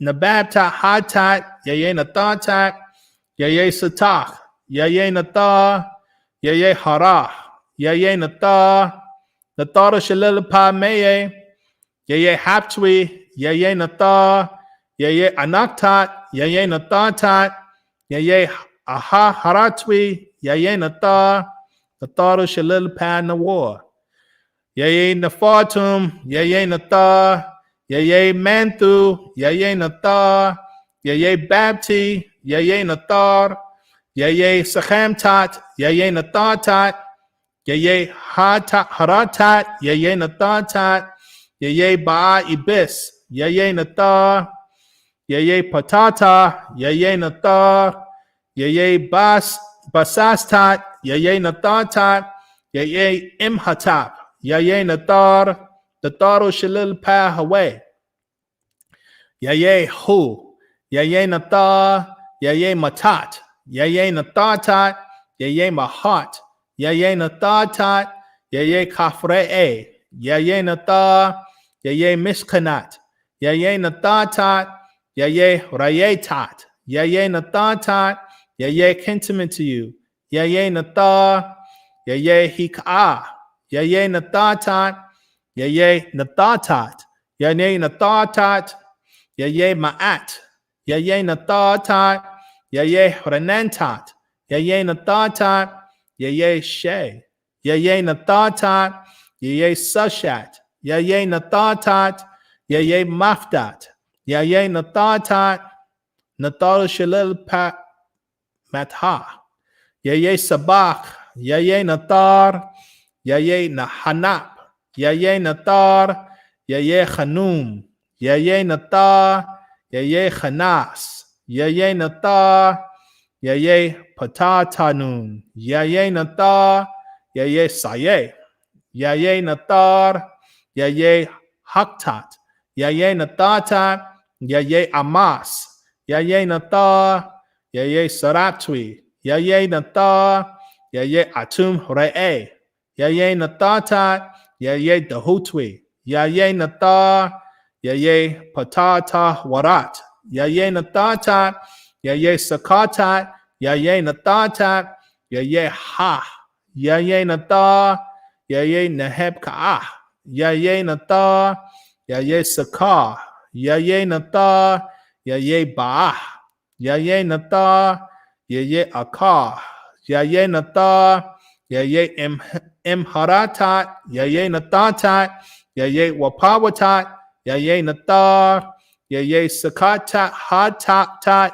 Yaye Nathatat, Yaye Maritat, Sakatat, Yaye Nathatat, Yaye Sayetat, Yaye Nathatat, Yaye Garatat, Yaye Nathatat, Yaye Asat Inu, Yaye Nathar, Yaye Bahatat, Yaye Nathatat, Yaye Chanamtat, Yaye Nathatat, Yaye Manaktat, Yaye Nathatat, Yaye Chanam, Yaye Nathar, Yaye Bahatwi, Yaye Nathar, Yaye Kabef Sinan Afaf, Yaye Nathar, Yaye Dah Mata Afaf, Yaye Nathar, Yaye Maritat, Yaye Nathatat, Yaye Nasat, Yaye Nathar, Yaye Mdadatat, Yaye Nathatat, Yaye Nachakbatat, Yaye Nathatat, Yaye Sachatat, Yaye Nathatat, Yaye Anaktat,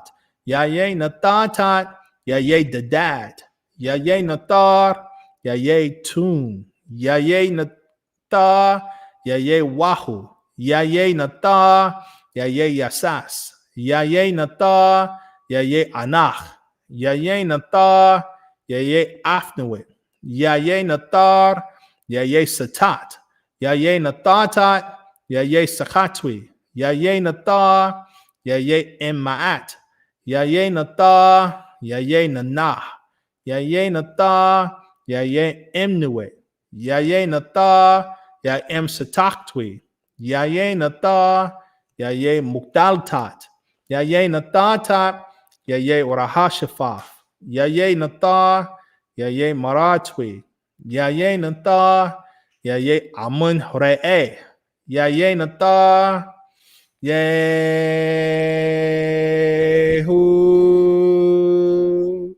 And after Kaleh Jawef Pa'ot. Nun Re'e. Tun Re'e. Tun Re'e. Mun Re'e. Yeah.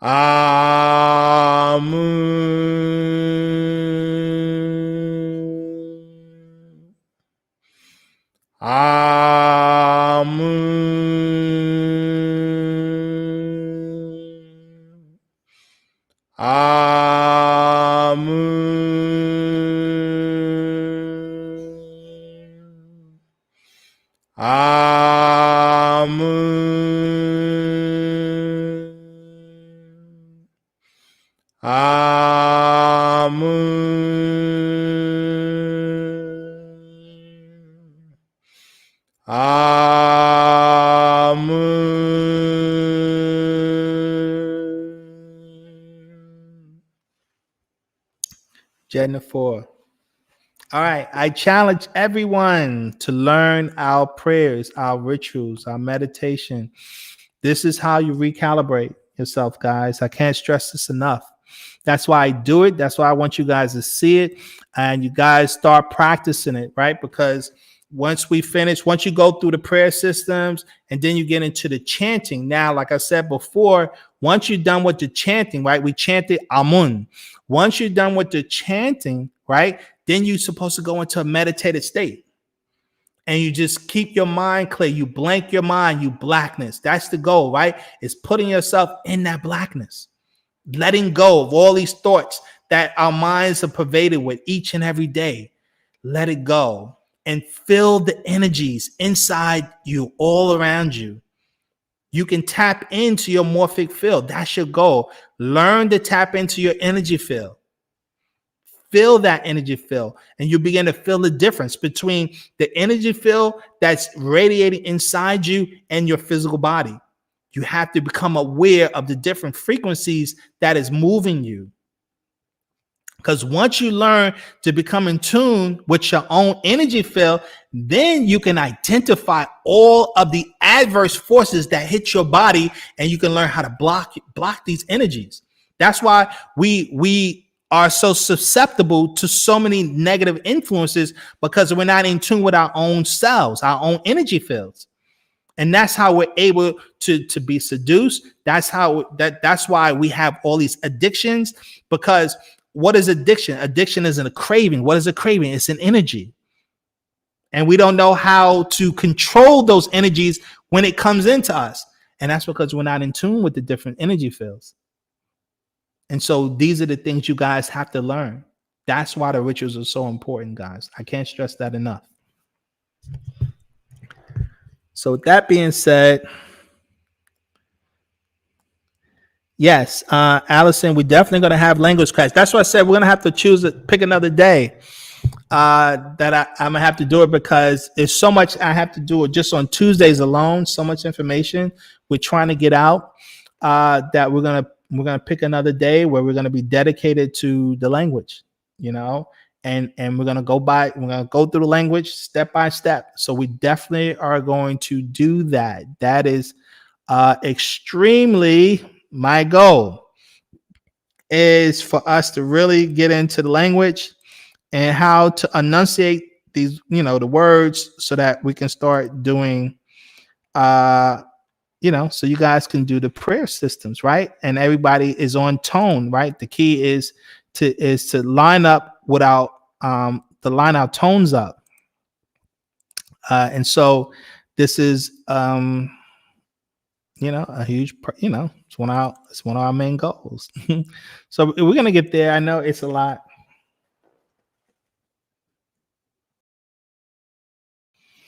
We're gonna get there, guys. Okay.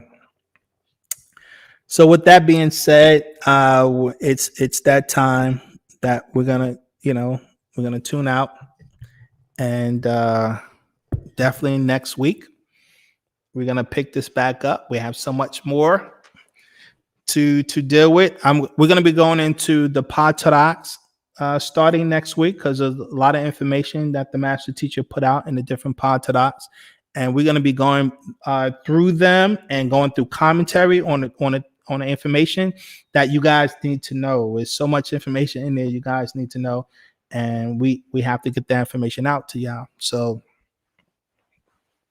that's what we're going to be focusing on before we get to the discussion series on the true story of Adam and Eve, because that's important, guys. We have to unpack that story, and everybody has to become familiar with it, because it is imperative that when you're talking about the Bible, you understand the origins of those stories and the truth behind them, because there's so much data behind the biblical stories that has been hidden from us, and we're supposed to know those stories and how it's affecting our lives today.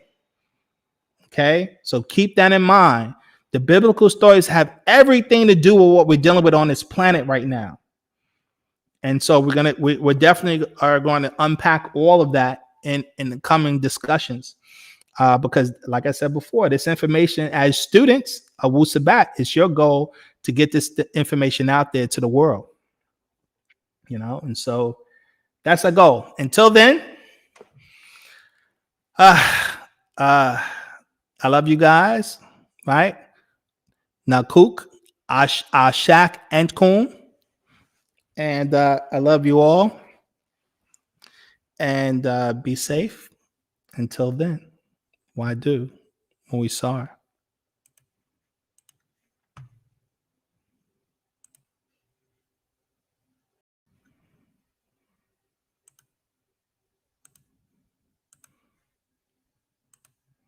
A lot of people that have cats are unknowingly doing something that is shortening their pet's life. I've been a veterinarian for 4.